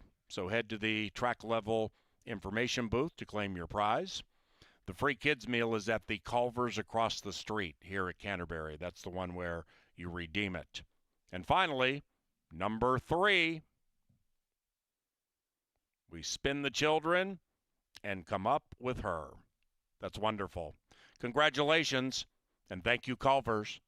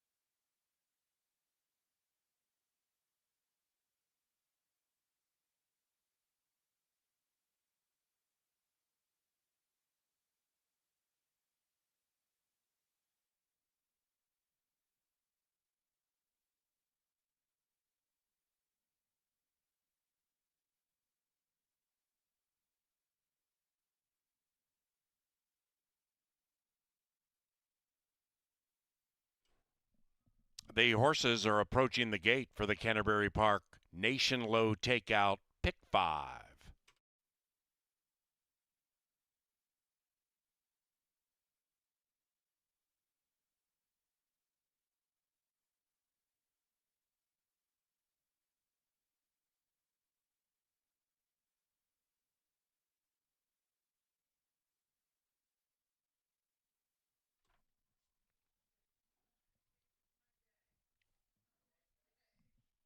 Race 3 provided in part by Anheuser-Busch and the Folds of Honor program.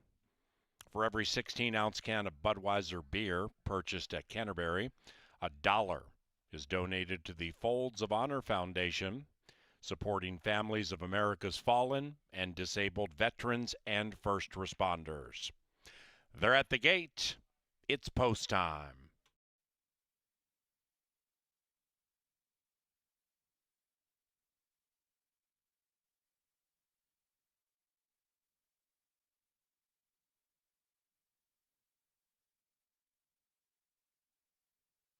She Believes, looking for a little RESPECT in what she hopes is a maiden-breaking victory, 6-5 and favored. Queen of Spirits, 2-1. And here is She Believes moving in. The rider is looking for his third consecutive victory.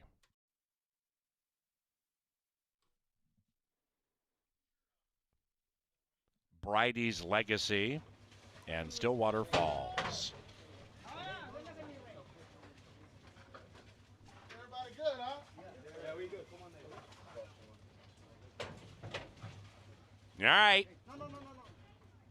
Oh! They're racing. Very fast beginning for Stillwater Falls. Outbroke the field. It looks like the riders definitely having some trouble keeping that 5 on the track as Stillwater Falls, maybe a rein is broken or something, but Stillwater Falls way out in the center of the track. Meanwhile, She Believes, no problems out of the gate. She Believes by 1. Bridie's Legacy, the Okie filly, now cuts that lead to a half. Stillwater Falls is back on the track, a joint third to the outside of Queen of Spirits. And the one in last is Rectify. 9 covers them. They have 5/16 of a mile to go. And it's She Believes strolling along, spotless cap to boot. Outside of that, Bridie's Legacy is going to give her a run to the outside. And these two are at least 7 clear from Queen of Spirits. It is She Believes to the inside, still fighting gamely. Outside of that, Bridie's Legacy, Queen of Spirits, all about 0 for 16. Bridie's Legacy, She Believes, locked in battle, but Bridie's Legacy at 3.5 to 1 is too good.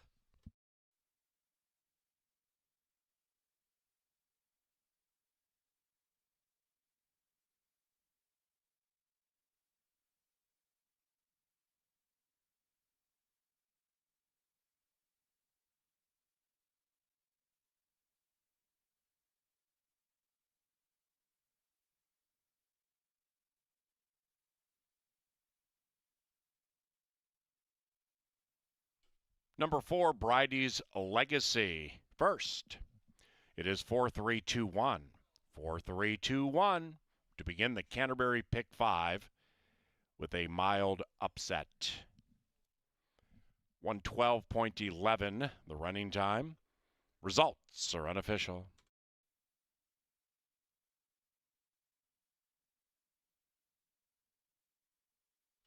While we await the payouts, you can win 2 Old National Bank VIP experience tickets to the Ram Trucks Rodeo, middle of July here at Canterbury Park. Now, tickets include a full complimentary hospitality and premium seating on the arena railing right next to the bucking chutes, plus a $100 Quick Trip gift card. Enter in your Quick Rewards app for a chance to win now through June 14th.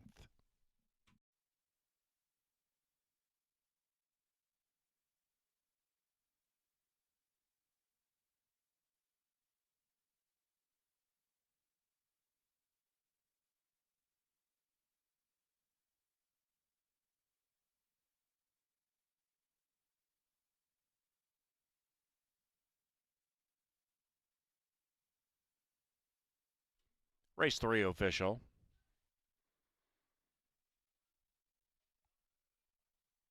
First pick 3 paid 21 to 1 on your money. The fourth race, off the turf, distance okay. Scratch numbers 2 and 4. Scratch numbers 2 and 4 from race 4, which is on a muddy main track.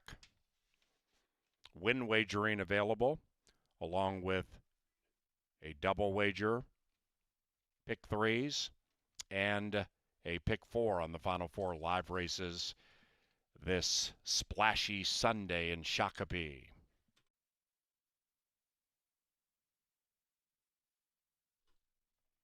Bridie's Legacy finds the winner's enclosure with Luis Fuentes.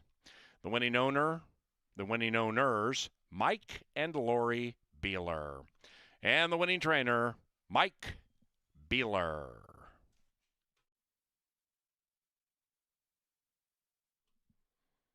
The fourth today at Canterbury, provided by Jim Beam Bourbon. Elegant, smooth, refined. Also, we thank Busch Light and Touchdown Tile, the official renovation partner of Canterbury Park. Pick 4 on the final 4 in 20 minutes.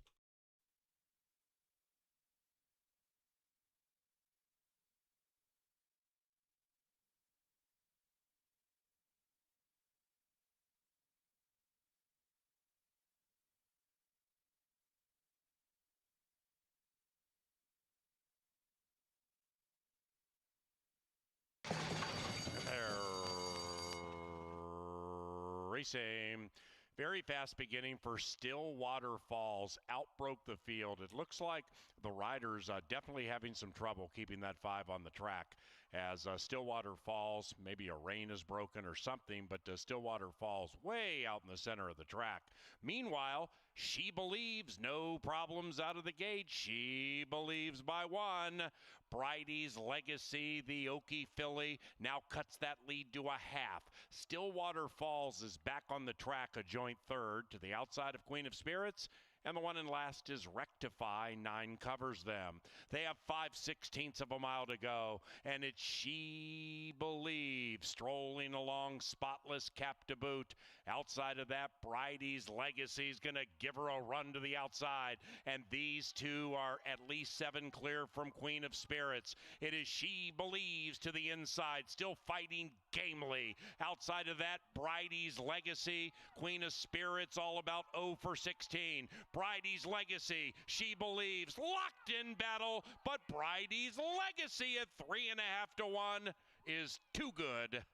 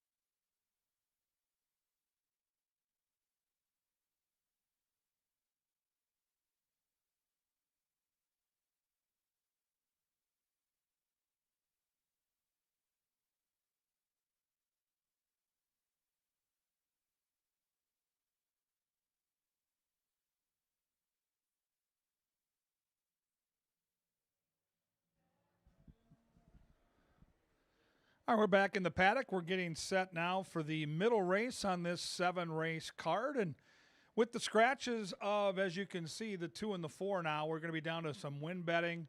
Obviously, you can use this horse as a key leg in a pick 4, which is the final 4 races on the card. You've got to pick 3s, you've got doubles.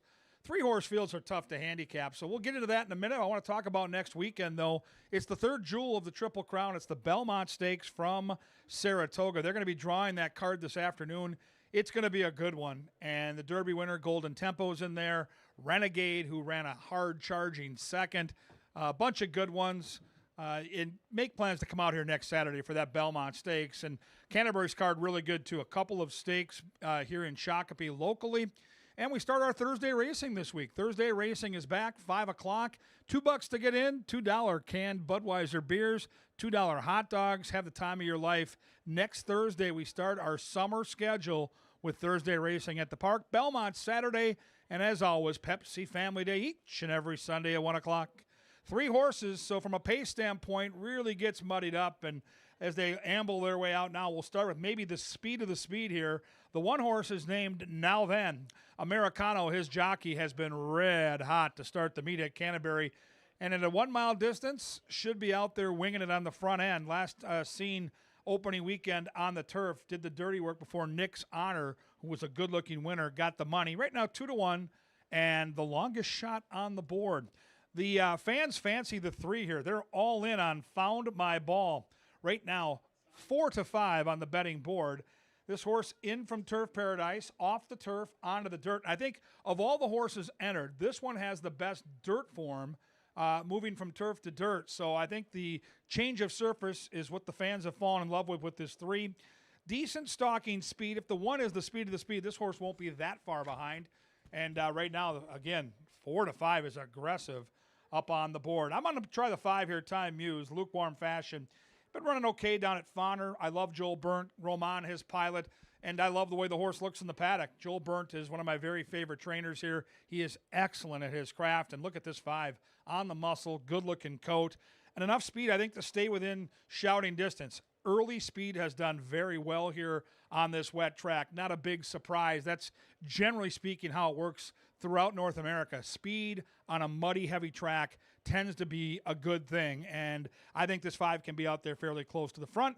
Right now, the second choice up on the board. So again, scratch the 2 and 4. We're off the turf, muddy main track, and these 3 combatants now getting set to meet their pilots, and they're going to head onto the track. You've got time now to get your wagers in, and don't forget, this is the pick 4, the final 4 on the card. The late pick 4 starts inside 9 minutes. Good luck and enjoy.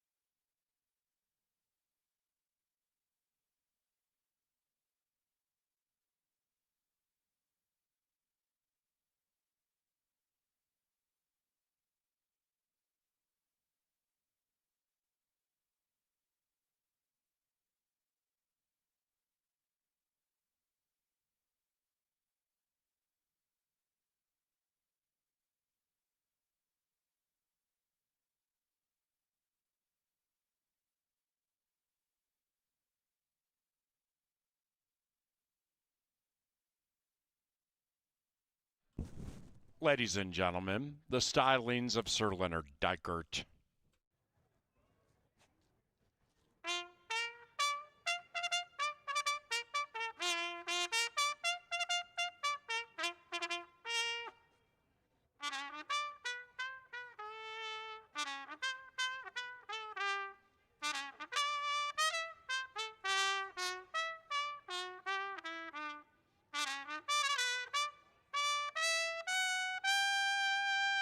Here they come, race number 4, off the turf, scratch 2 and 4.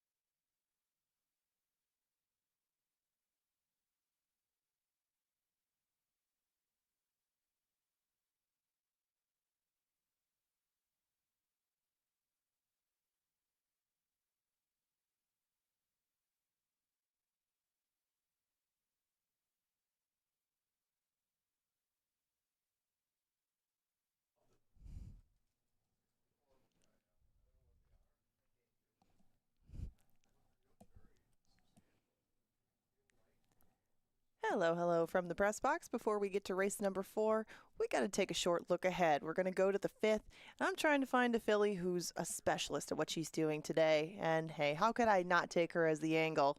In race 5, Angela's Party Girl is coming to play. Now, Angela's Party Girl is already a filly who's done some good work here, but we're going to look more specifically at what she's done on a muddy track. If you go to handicapping and PPs at drf.com, you can find any card that you want, any horse that you're looking at, including Angela's Party Girl in race number 5. Now, she's going to be the outside runner, and we're going to keep this one simple. Angela's Party Girl is 2 for 2 on a wet track. You can find that information at drf.com. We got a wet track that we're working with today, and the last time that she touched one, it was right here at Canterbury Park. Yes, last July, muddy track, off the turf, wire to wire, and that's what we're looking for today from the Party Girl. Remember, race number 5, it's coming up after this, the 6th, Angela's Party Girl, Money in the Bank.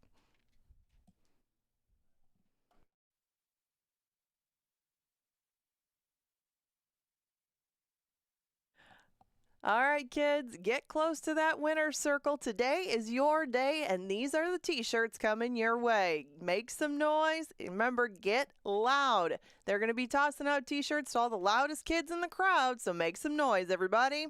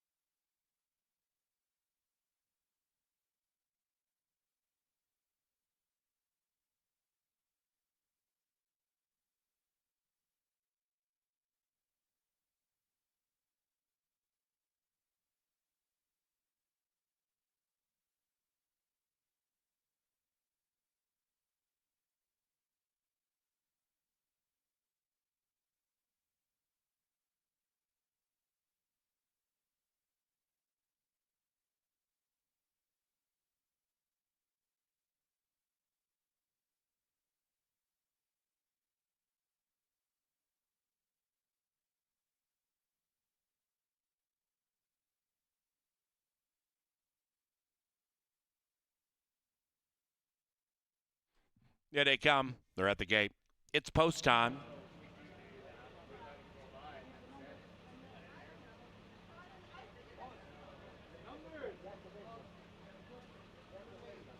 Found my ball. Even money and favored.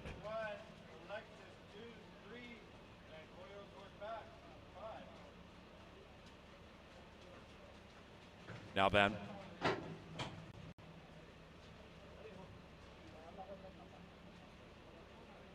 Found my ball.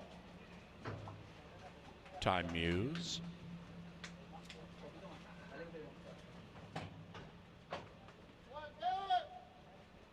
Muddy Main. Pick 4. Everybody good, huh? Set. Let's get have some fun on this side. Oh!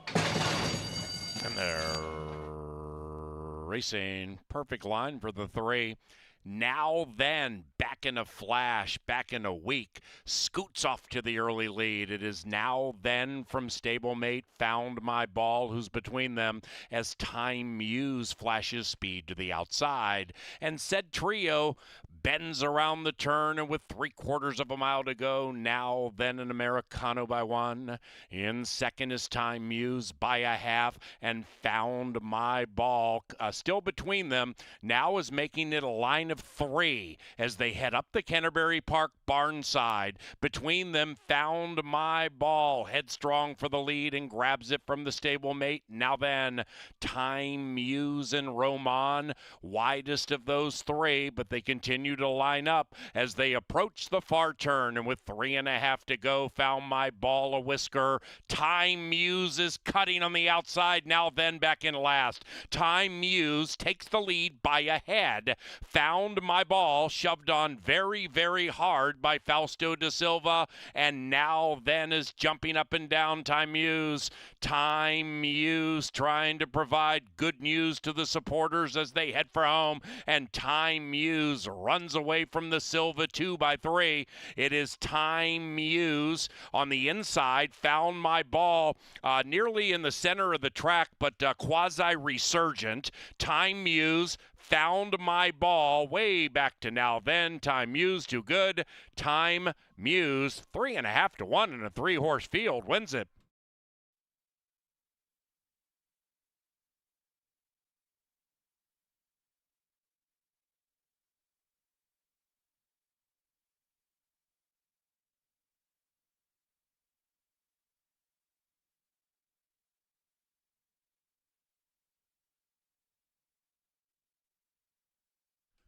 Number 5, Time Muse.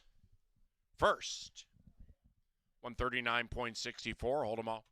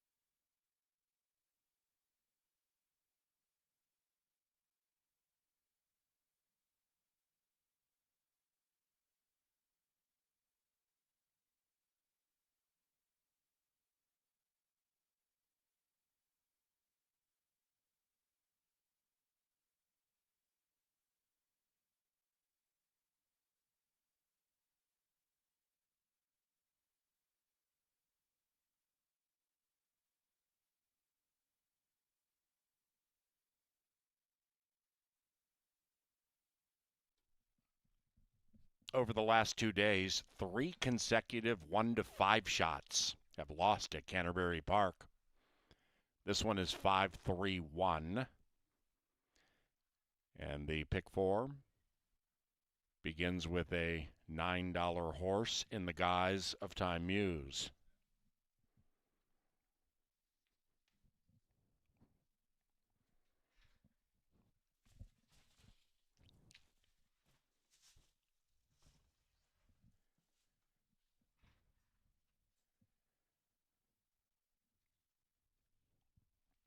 Official. First pick 4 today paid $57.75. 5-3 exacta $5.70. Double from race 3, $32.20. Winner circle, Time Muse and Constantino Roman, joined by his lovely family. The winning owner is Gerald Wollison, and the winning trainer, Joel Burnt. Time Muse.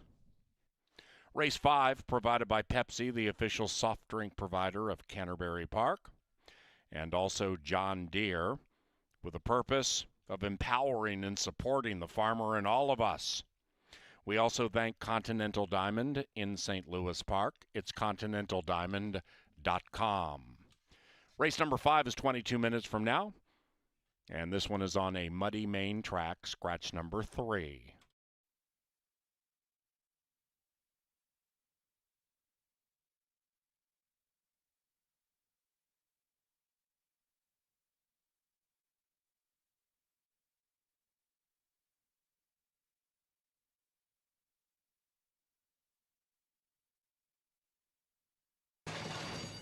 And they're racing. Perfect line for the 3. Now then, back in a flash, back in a week, scoots off to the early lead. It is Now Then from stablemate Found My Ball, who's between them, as Time Muse flashes speed to the outside. And said trio bends around the turn, and with 3/4 of a mile to go, Now Then an Americano by 1. In second is Time Muse by a half, and Found My Ball still between them. Now is making it a line of 3 as they head up the Canterbury Park barn side. Between them, Found My Ball headstrong for the lead and grabs it from the stablemate. Now Then, Time Muse and Roman, widest of those 3, but they continue to line up as they approach the far turn, and with 3.5 to go, Found My Ball a whisker. Time Muse is cutting on the outside. Now Then back in last. Time Muse takes the lead by a head. Found My Ball shoved on very, very hard by Fausto da Silva, and Now Then is jumping up and down. Time Muse trying to provide good news to the supporters as they head for home, and Time Muse runs away from the Silva 2 by 3. It is Time Muse on the inside. Found My Ball nearly in the center of the track, but quasi-resurgent. Time Muse, Found My Ball way back to Now Then. Time Muse too good. Time Muse 3.5 to 1 in a 3-horse field wins it.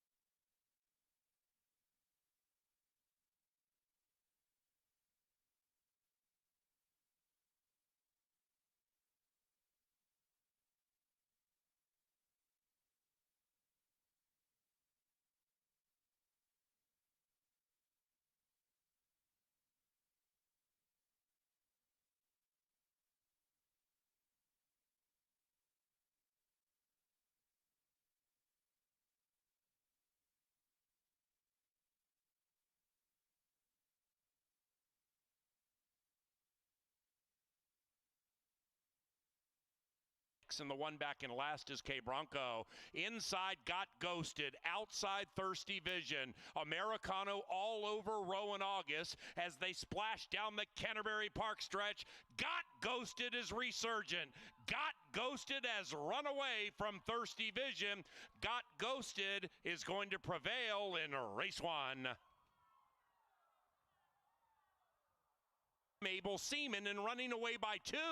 Heavenly Deacon roused to the lead and does so impressively. Heavenly Deacon shoots away from Abel Seaman. The other 2 now a mile back on the muddy main, but Heavenly Deacon caught an aqueduct to the winner's circle at 6-5.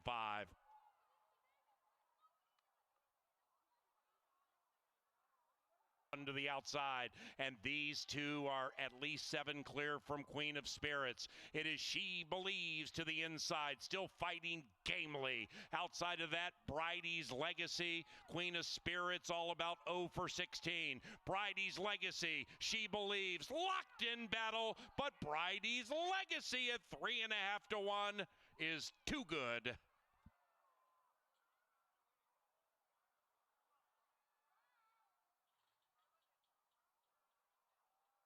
Head for home, and Time Muse runs away from the Silva 2 by 3. It is Time Muse on the inside, found my ball nearly in the center of the track, but quasi-resurgent. Time Muse found my ball way back to now then. Time Muse too good. Time Muse 3.5 to 1 in a 3-horse field wins it.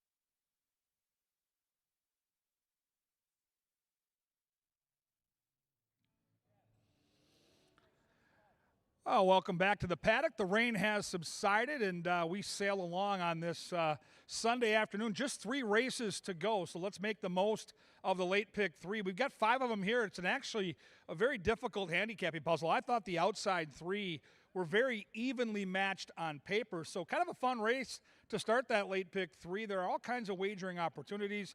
Again, we're back next Thursday with our summer racing schedule. $2 admission, $2 Budweiser beers, $2 hot dogs. Oh, the fun of it all. Next Saturday is the Belmont. Next Sunday we do this again with probably much better weather. So come on back and join us. The crowds have been outstanding here in the first 2 weeks of racing at Canterbury. This is a 1-mile race on that muddy track, and as you can see, the jockeys have picked up on the early trend, right? Like, speed is doing well. On or near the lead is what's working at this track, and so you saw 3 of them bunch up last race on the front end, and it just turned out that Time Muse enjoyed the surroundings the best. Let's handicap this one, though, from the inside, and we'll start with the Mouse Mickelson's favorite horse, Lady Astrid. This is not a speedball. This is a horse that likes to lay back early, like we saw in the Kentucky Derby with Golden Temple. Sit back off the pace and make one big run. If they get crazy early and go super fast, we know one thing. Lady Astrid loves racing at Canterbury. 17 starts here with 4 wins, 3 seconds, and a third.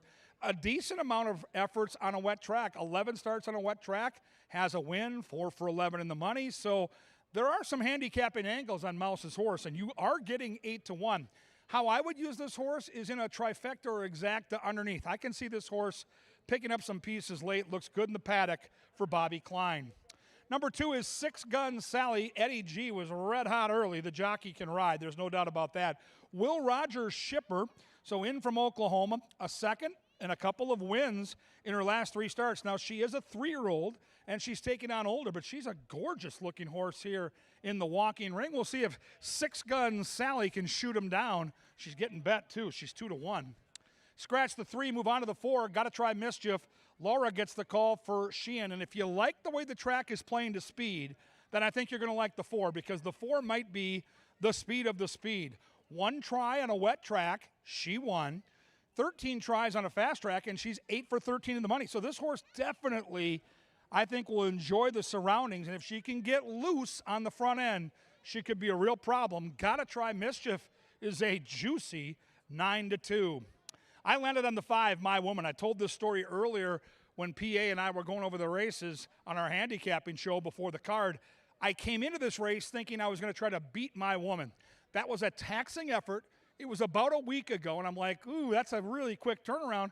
But then I started handicapping the race, and I'm like, she fits again. She got a great trip last week, and they took advantage of it. Now they get claimed. Fuentes trains. His brother rides.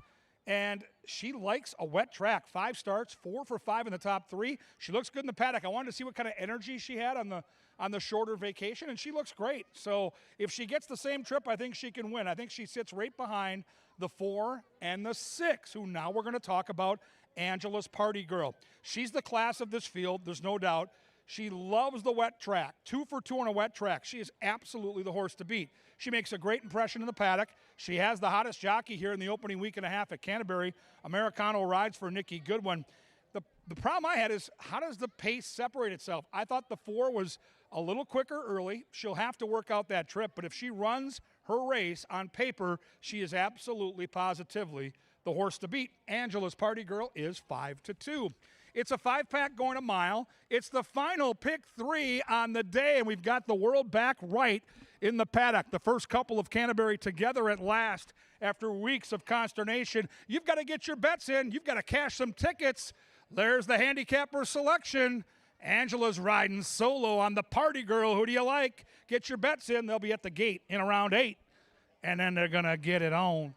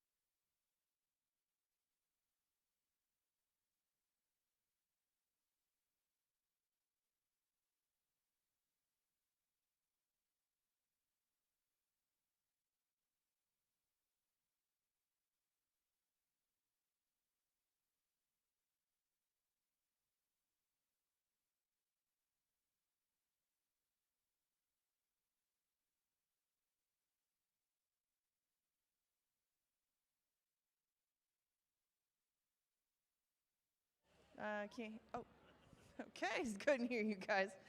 All right, we're down in the winner's circle. Real quick before we get to this, we have a neigh like a horse competition, and I'm going to have to ask you guys to neigh a little extra loud because the real horses are coming our way. So you guys are going to all give your very best neighs, and the best crowd reaction is going to get a $20 gift card to our gift shop. So up first, we have Maddie. And Maddie, when you are ready, I'm going to put the microphone down, and you're going to give us your best neigh. Are you ready? All right, 1, 2, 3. No. Ooh, that was pretty good. That was right on. All right. We got a lot of applause for that. Okay, now come on up. You're next. Okay, tell us your name and give us your very best neigh. What's your name? McKay. Okay, McKay. And then on 3, you give me your very best neigh, okay? 1, 2, 3. Oh, takes a different approach. Okay, she's a racehorse, ladies and gentlemen. That was very, very good. Okay, Croy, you're up next. Come on over here. Croy, look great at that camera for me and give me your very best neigh on 3. 1, 2, 3. Croy. All right, that was very good. That's a horse with some personality. Atta boy. Very nice, very nice. And last but not least, we have Beckett. Come on up here. Beckett, on the count of 3, look at that camera and give me your very best neigh. 1, 2, 3. Ooh, that was pretty good. All right, guys, I'll give you the numbers. 1, 2, 3, and 4. All right, neigh number 1, what do you think? Number 2? How about number 3, Croy? That was pretty good. And how about Beckett, number 4? Oh, I don't know. What do you think? 1, 2, 3, or 4. I think it was Beckett, maybe number 4. Way to go. That was a very nice neigh. But wonderful job, all of you guys. You are all going to get a t-shirt for coming and putting on the best neighs possible at the track. Thank you so much for coming out, you guys. And well done, Beckett, for your neighing skills. Now, the race number 5 is coming up in 1 minute. Get your bets in now.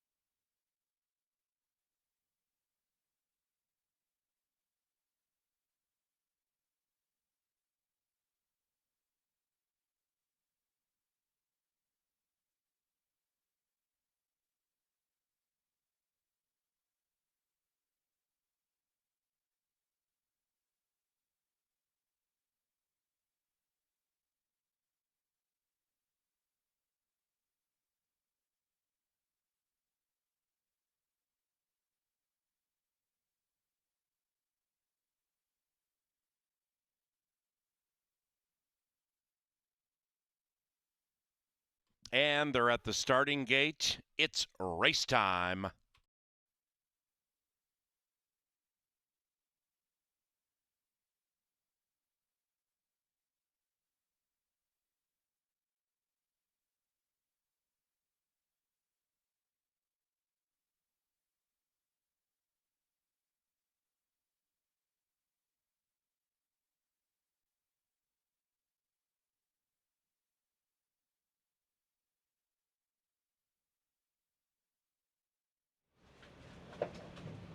Two back.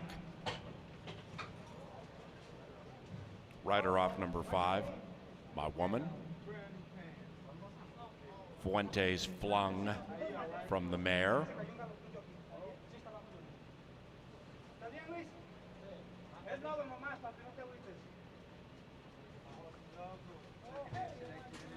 My woman goes in. Luis will join shortly. Angela's Party Girl. Last in.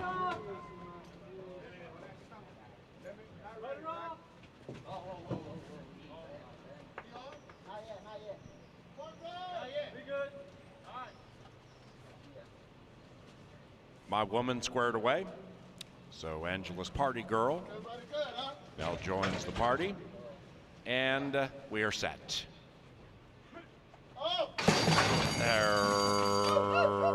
Racing.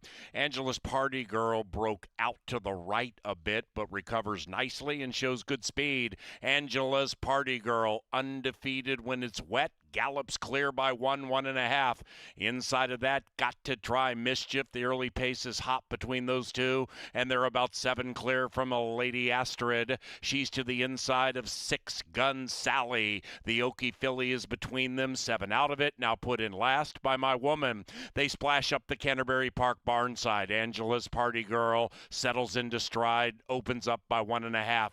Gotta Try Mischief in second by about 6. My Woman creeps up to the outside of Lady Astrid. And Angela's Party Girl gets away by 2 as they approach the far turn. 6 Gun Sally is about 10, 11 lengths from the lead. And they're off the far turn. They have 3 furlongs to travel. Race 5, CBY. Angela's Party Girl now shoved on by Americano. Americano's working really, really hard on that 6. And Gotta Try Mischief blows right by. Gotta Try Mischief at 3-1. Absolutely blows by Angela's Party Girl. My Woman goes into second after that, Lady Astrid, and 6 Gun Sally would have to win 3 in a row from 12 out of it. The leader is Gotta Try Mischief. Outside, My Woman trying to win 2 in a row. Then it's Lady Astrid, a distant third, into the final football field. And up top, Gotta Try Mischief. My Woman stabbing. My Woman winning.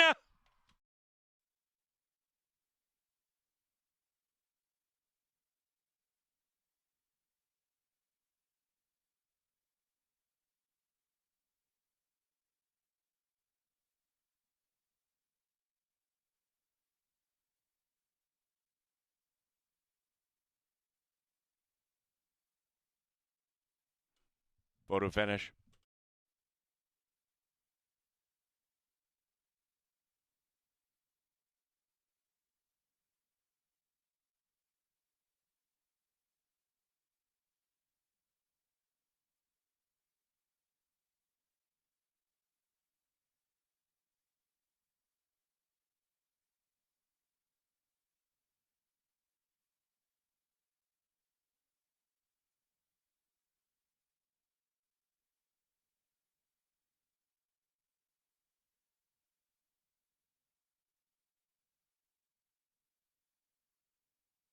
Result of the photo shows the winner is number 5, My Woman. It is 5-4-1-6 in 139.10 on the Muddy Main.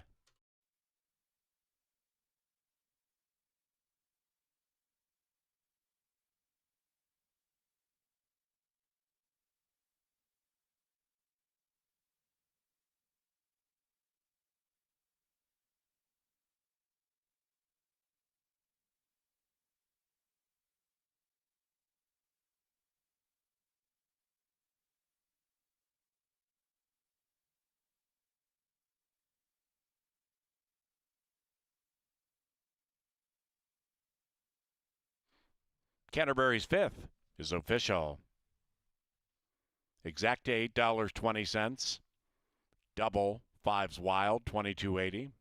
Pick 3 from race 3, $42.40. The trifecta 5-4-1, $9.25.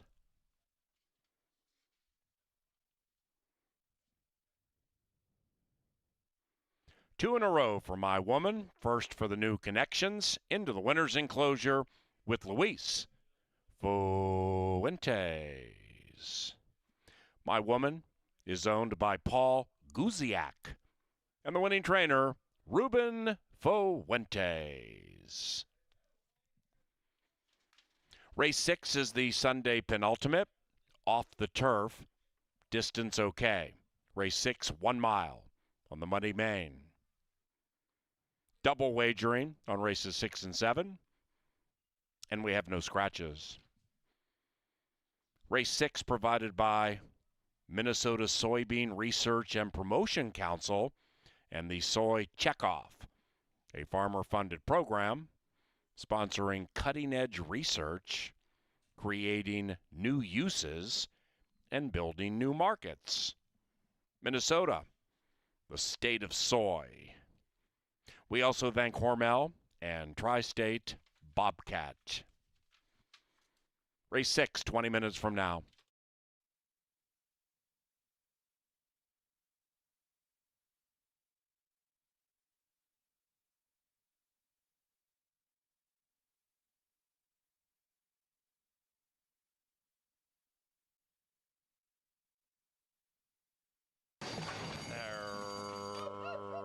Racing. Angela's Party Girl broke out to the right a bit, but recovers nicely and shows good speed. Angela's Party Girl, undefeated when it's wet, gallops clear by 1.5. Inside of that, Got to Try Mischief. The early pace is hot between those two, and they're about 7 clear from a Lady Astrid. She's to the inside of 6 Gun Sally. The Okie filly is between them, 7 out of it, now put in last by My Woman. They splash up the Canterbury Park barn side. Angela's Party Girl settles into stride, opens up by 1.5. Gotta Try Mischief in second by about 6. My Woman creeps up to the outside of Lady Astrid. And Angela's Party Girl gets away by 2 as they approach the far turn. 6 Gun Sally is about 10, 11 lengths from the lead. And they're off the far turn. They have 3 furlongs to travel. Race 5, CBY. Angela's Party Girl now shoved on by Americano. Americano's working really, really hard on that 6. And Gotta Try Mischief blows right by. Gotta Try Mischief at 3-1. Absolutely blows by Angela's Party Girl. My Woman goes into second after that, Lady Astrid, and 6 Gun Sally would have to win 3 in a row from 12 out of it. The leader is Gotta Try Mischief. Outside, My Woman trying to win 2 in a row. Then it's Lady Astrid, a distant third, into the final football field. And up top, Gotta Try Mischief. My Woman stabbing. My Woman winning.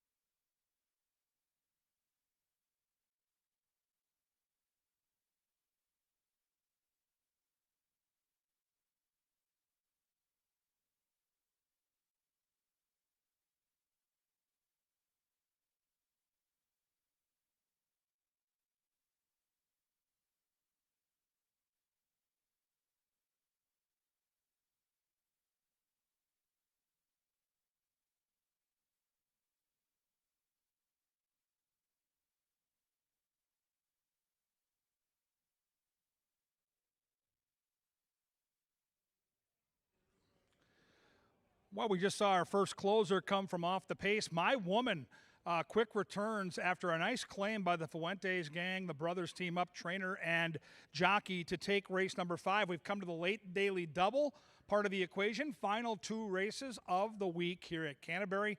Back next Thursday, Saturday, and Sunday. Belmont next Saturday.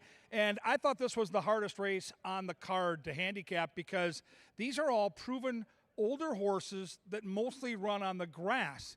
And when it rained this morning, and it was a substantial rain at that, now the race has been switched to a muddy main track. These horses have been in the dirt, but they've found their most success racing on turf. So really, as you look at the betting board right now, very, very wide open. If you can hit this late double and survive this leg specifically, you've got a chance for a nice little score here. I just don't know which direction to go. I've got a slight lean to my horse, which we'll get to, but let's talk about each of the horses, what they've done on turf, and more importantly, what they've done on the dirt. And we'll start with number 1, Athens Moon. You get the red-hot Americano in the saddle. You get a trainer that's clicking at over 30% in Jose Silva, so the positives are obvious. Now, here come the negatives. Even though this horse is bred up and down to be a mutter, and I mean really good bloodlines. His daddy, Nyquist, won the Kentucky Derby about 15 years ago, but been racing in Arizona where it's dry and hard and been racing on the grass. 0 for 1 on a wet track, 0 for 6 on the main track overall, but 2 third-place finishes. Does have a touch of speed, great connections, and if you get a price on Americano for Silva, you're almost, feeling like, man, it doesn't happen often. I almost have to take my swing. And right now, you are getting 6 to 1 on one of the best trainers you will see here day in and day out. Number 2 is Wells Wart. Now, this is a horse that I really want to use as a prime example of an off-the-turf race. Wells Wart is an Irish bred.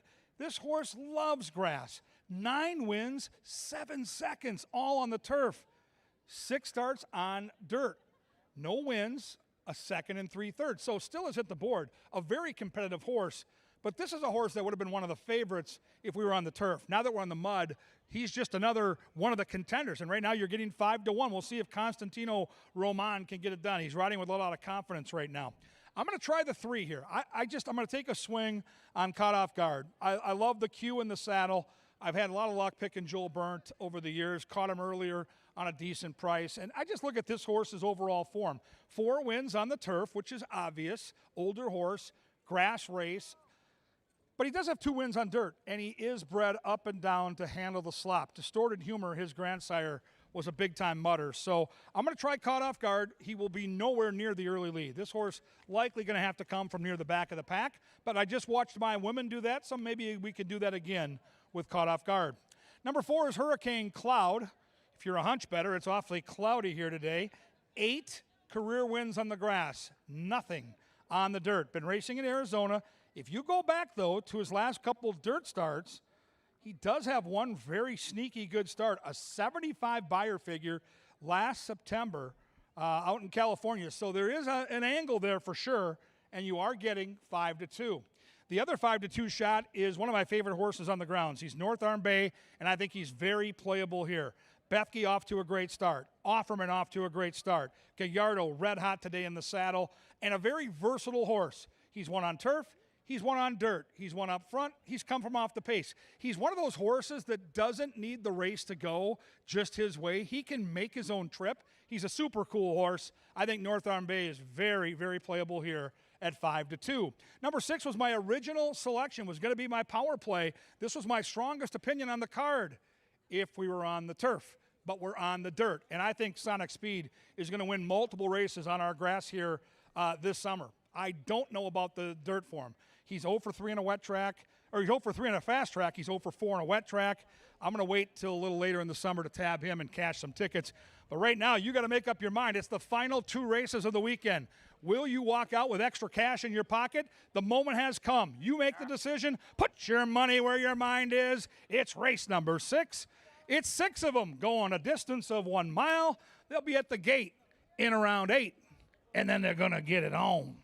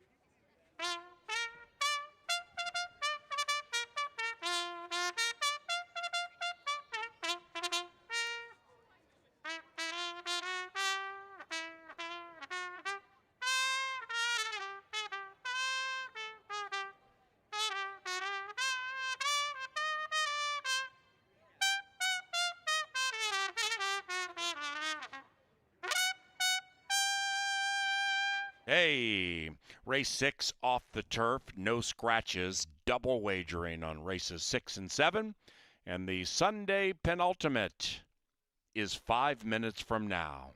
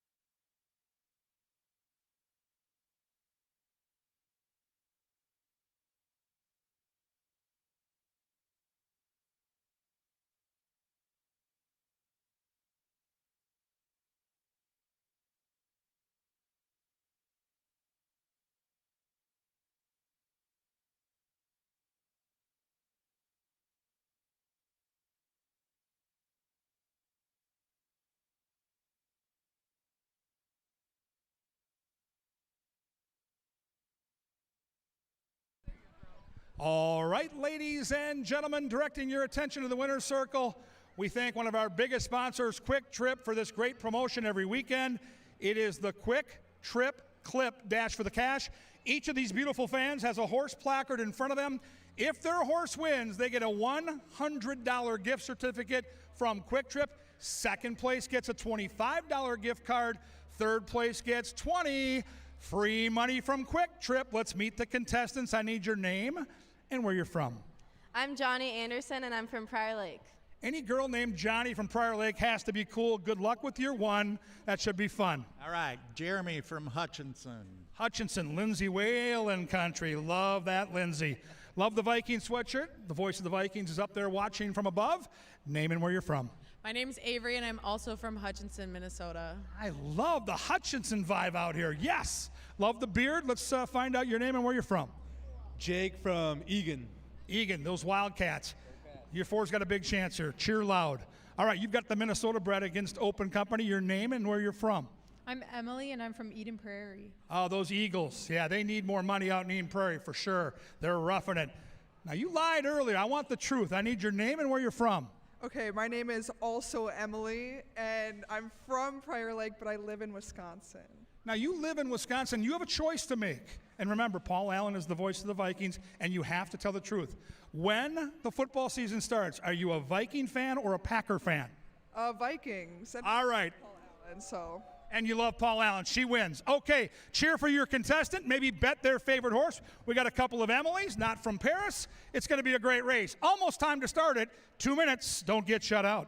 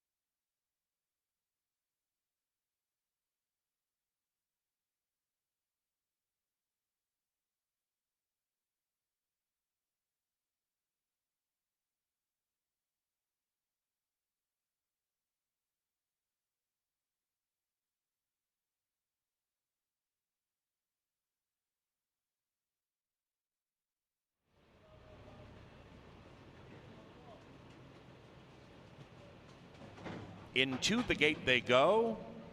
It is race time.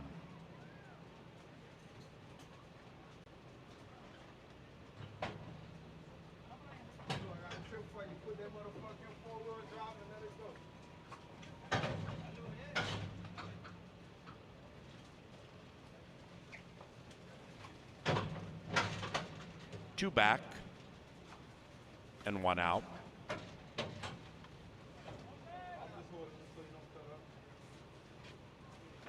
Sonic Speed. A Sunday six-pack in race 6.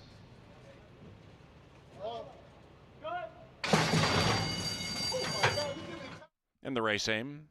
From the center, North Arm Bay came out fast. So did Athens Moon to the inside. And Athens Moon at 8-5 scoots around the corner with the lead. It might be an ever-widening lead. It went from a length to a length and a half. In second, the Irish Wellsworth, about 2 lengths in arrears. North Arm Bay very keen to go to the outside. North Arm Bay in the bright colors from fourth to third, right up to a joint lead. And tracking that one is Sonic Speed. Sonic Speed keen in third. Wellsworth second for a second, now back in fourth, about 1.5 clear from Caught Off Guard.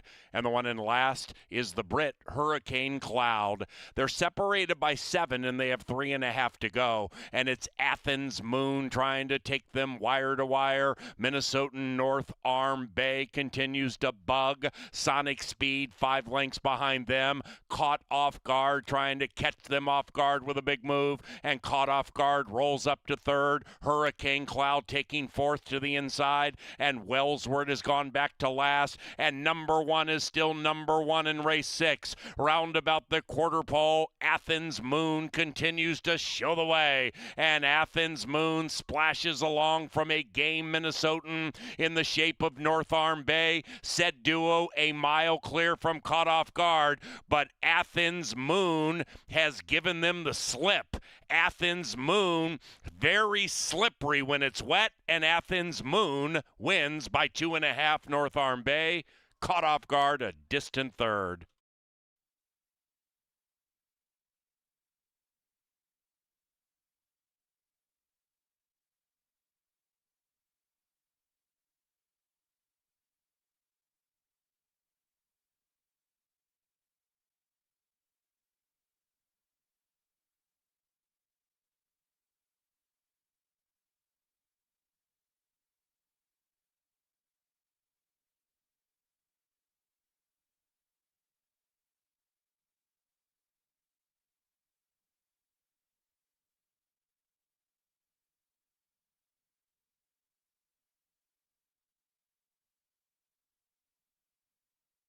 Number 1, Athens Moon ran first.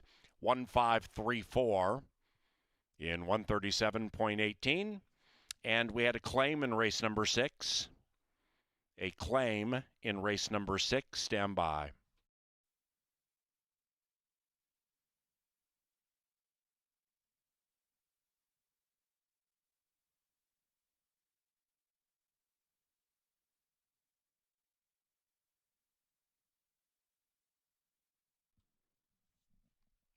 Here in race number 6, number 2, Wellsworth was claimed for $12,500.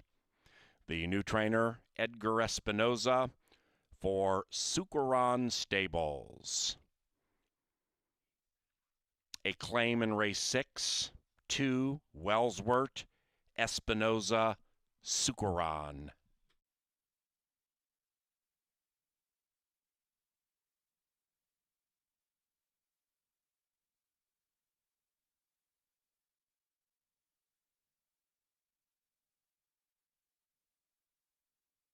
The penultimate has gone official. $1 exacta, $17.80, 50-cent trifecta, nearly $20. The double from race 5 paid $14.80. And the pick 3 from race 4, $40.90. Our final live race today, off the turf, the distance 1 mile. Main track remains muddy. And scratch numbers 3, Drama Speaker, and 7, Maria Rosa de la Cerda. Race 7 in 22 minutes.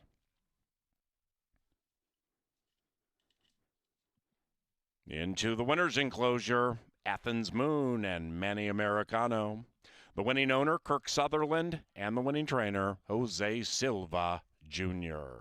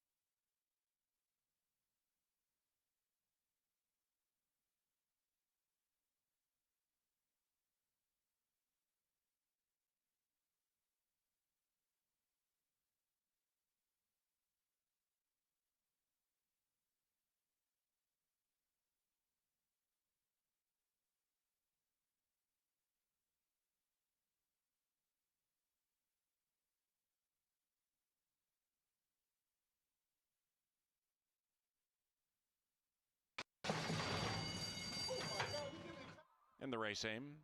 From the center, North Arm Bay came out fast. So did Athens Moon to the inside. And Athens Moon at 8-5 scoots around the corner with the lead. It might be an ever-widening lead. It went from a length to a length and a half. In second, the Irish Wellsworth, about 2 lengths in arrears. North Arm Bay very keen to go to the outside. North Arm Bay in the bright colors from fourth to third, right up to a joint lead. And tracking that one is Sonic Speed. Sonic Speed keen in third. Wellsworth second for a second, now back in fourth, about 1.5 clear from Caught Off Guard. And the one in last is the Brit, Hurricane Cloud. They're separated by 7 and they have 3.5 to go. And it's Athens Moon trying to take them wire to wire. Minnesotan North Arm Bay continues to bug. Sonic Speed 5 lengths behind them. Caught Off Guard trying to catch them off guard with a big move. And Caught Off Guard rolls up to third. Hurricane Cloud taking fourth to the inside. And Wellsworth has gone back to last. And number 1 is still number 1 in race 6. Round about the quarter pole, Athens Moon continues to show the way. And Athens Moon splashes along from a game Minnesotan in the shape of North Arm Bay. Said duo a mile clear from Caught Off Guard. But Athens Moon has given them the slip. Athens Moon, very slippery when it's wet, and Athens Moon wins by 2.5 North Arm Bay. Caught Off Guard, a distant third.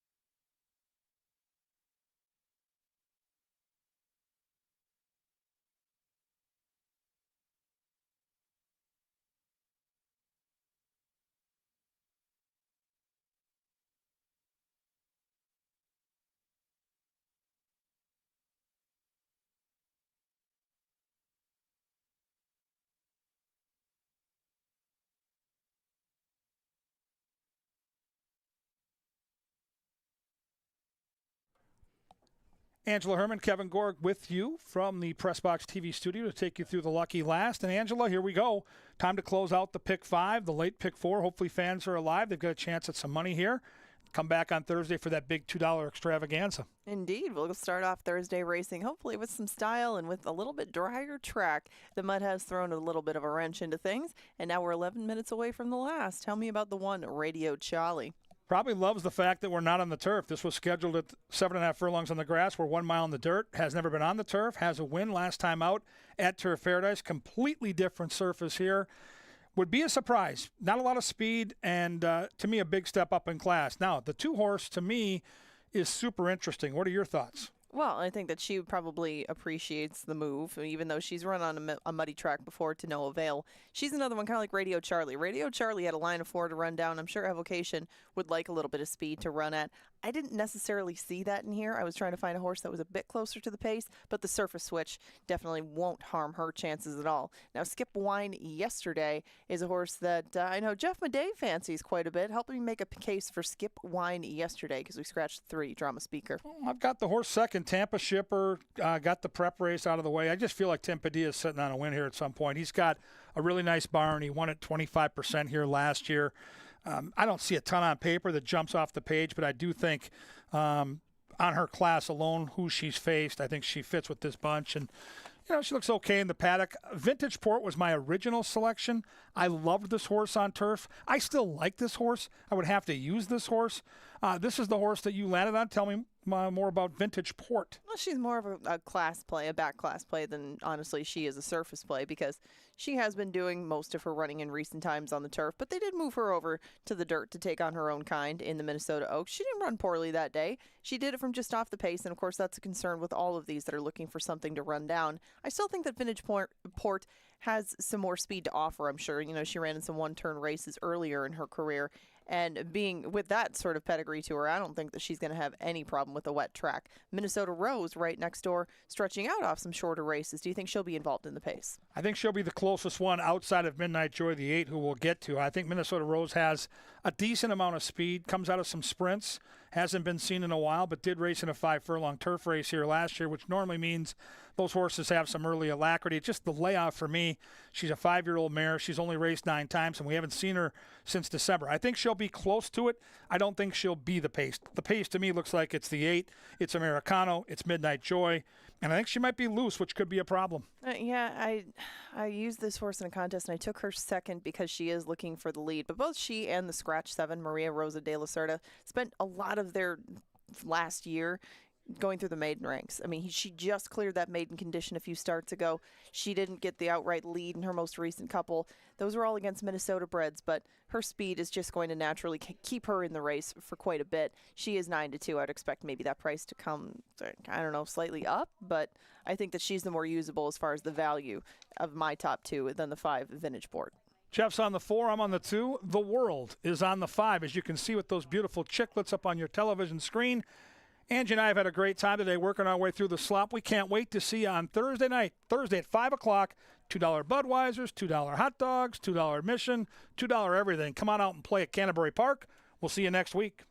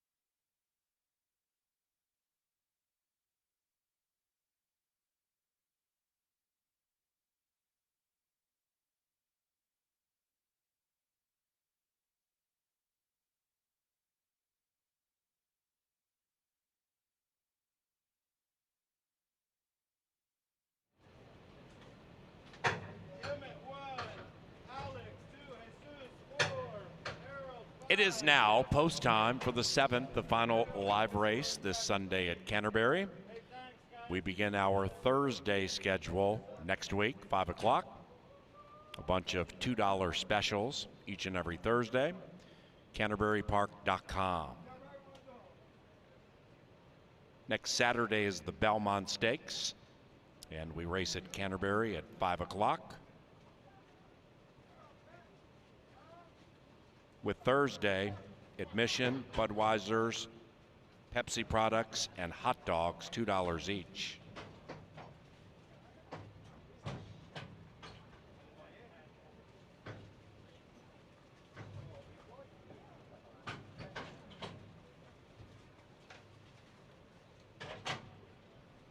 Final two to load this two-day racing week. One out, Midnight Joy.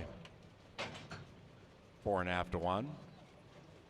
Vintage Port 3 to 2. In, ready.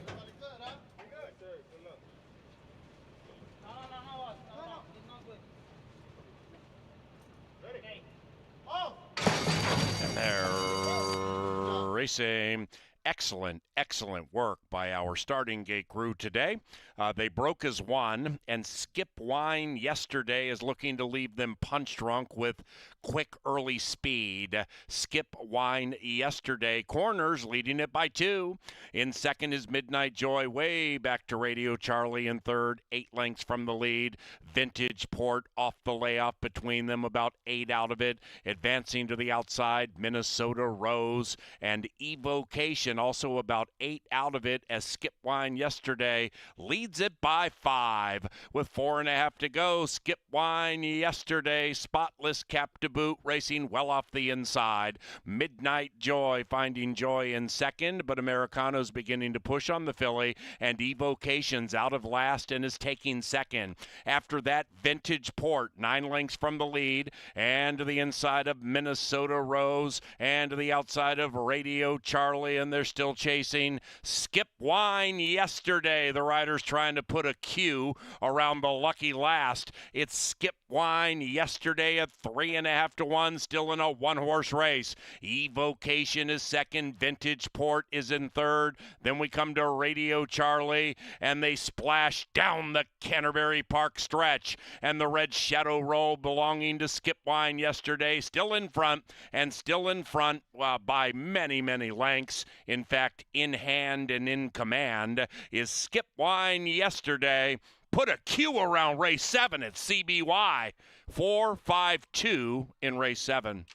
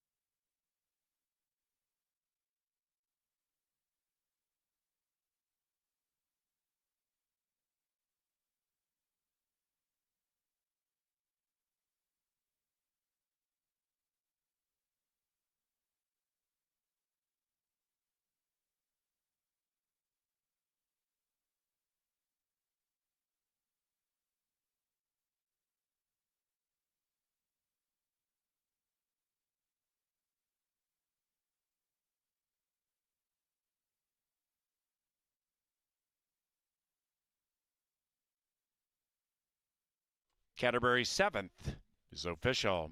4-5-2-1. Final double, 2020. Final pick 3, 32.40. Pick 4, 91.15. Today's pick 5, 341.90.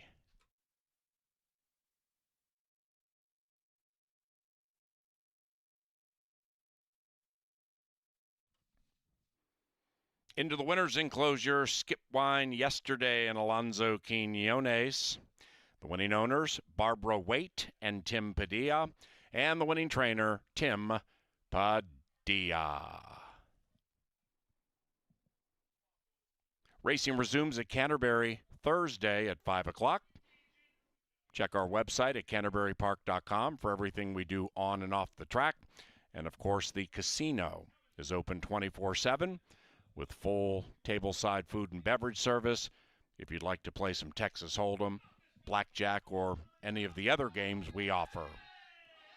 Otherwise, if you're leaving the racetrack, please drive safely.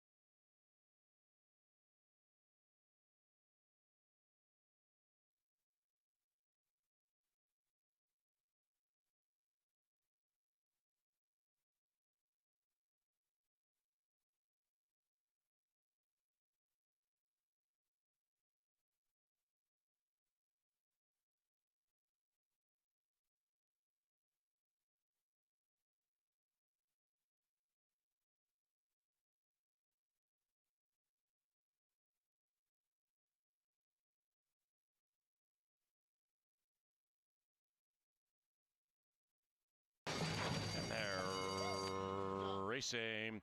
Excellent work by our starting gate crew today. They broke as one, and Skip Wine yesterday is looking to leave them punch drunk with quick early speed. Skip Wine yesterday, corners leading it by 2. In second is Midnight Joy, way back to Radio Charlie in third, 8 lengths from the lead. Vintage Port off the layoff between them, about 8 out of it. Advancing to the outside, Minnesota Rose and Evocation also about 8 out of it as Skip Wine yesterday leads it by 5 with 4.5 to go. Skip Wine yesterday, spotless cap to boot, racing well off the inside. Midnight Joy finding joy in second, but Americano's beginning to push on the filly, and Evocation's out of last and is taking second.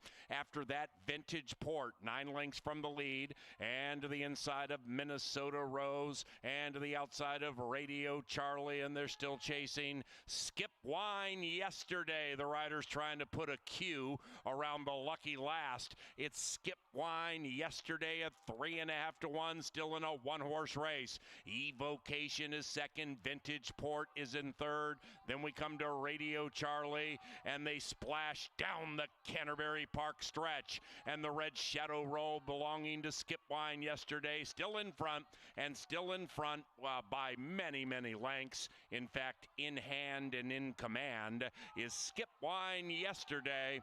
Put a Q around race 7 at CBY. 4-5-2 in race 7.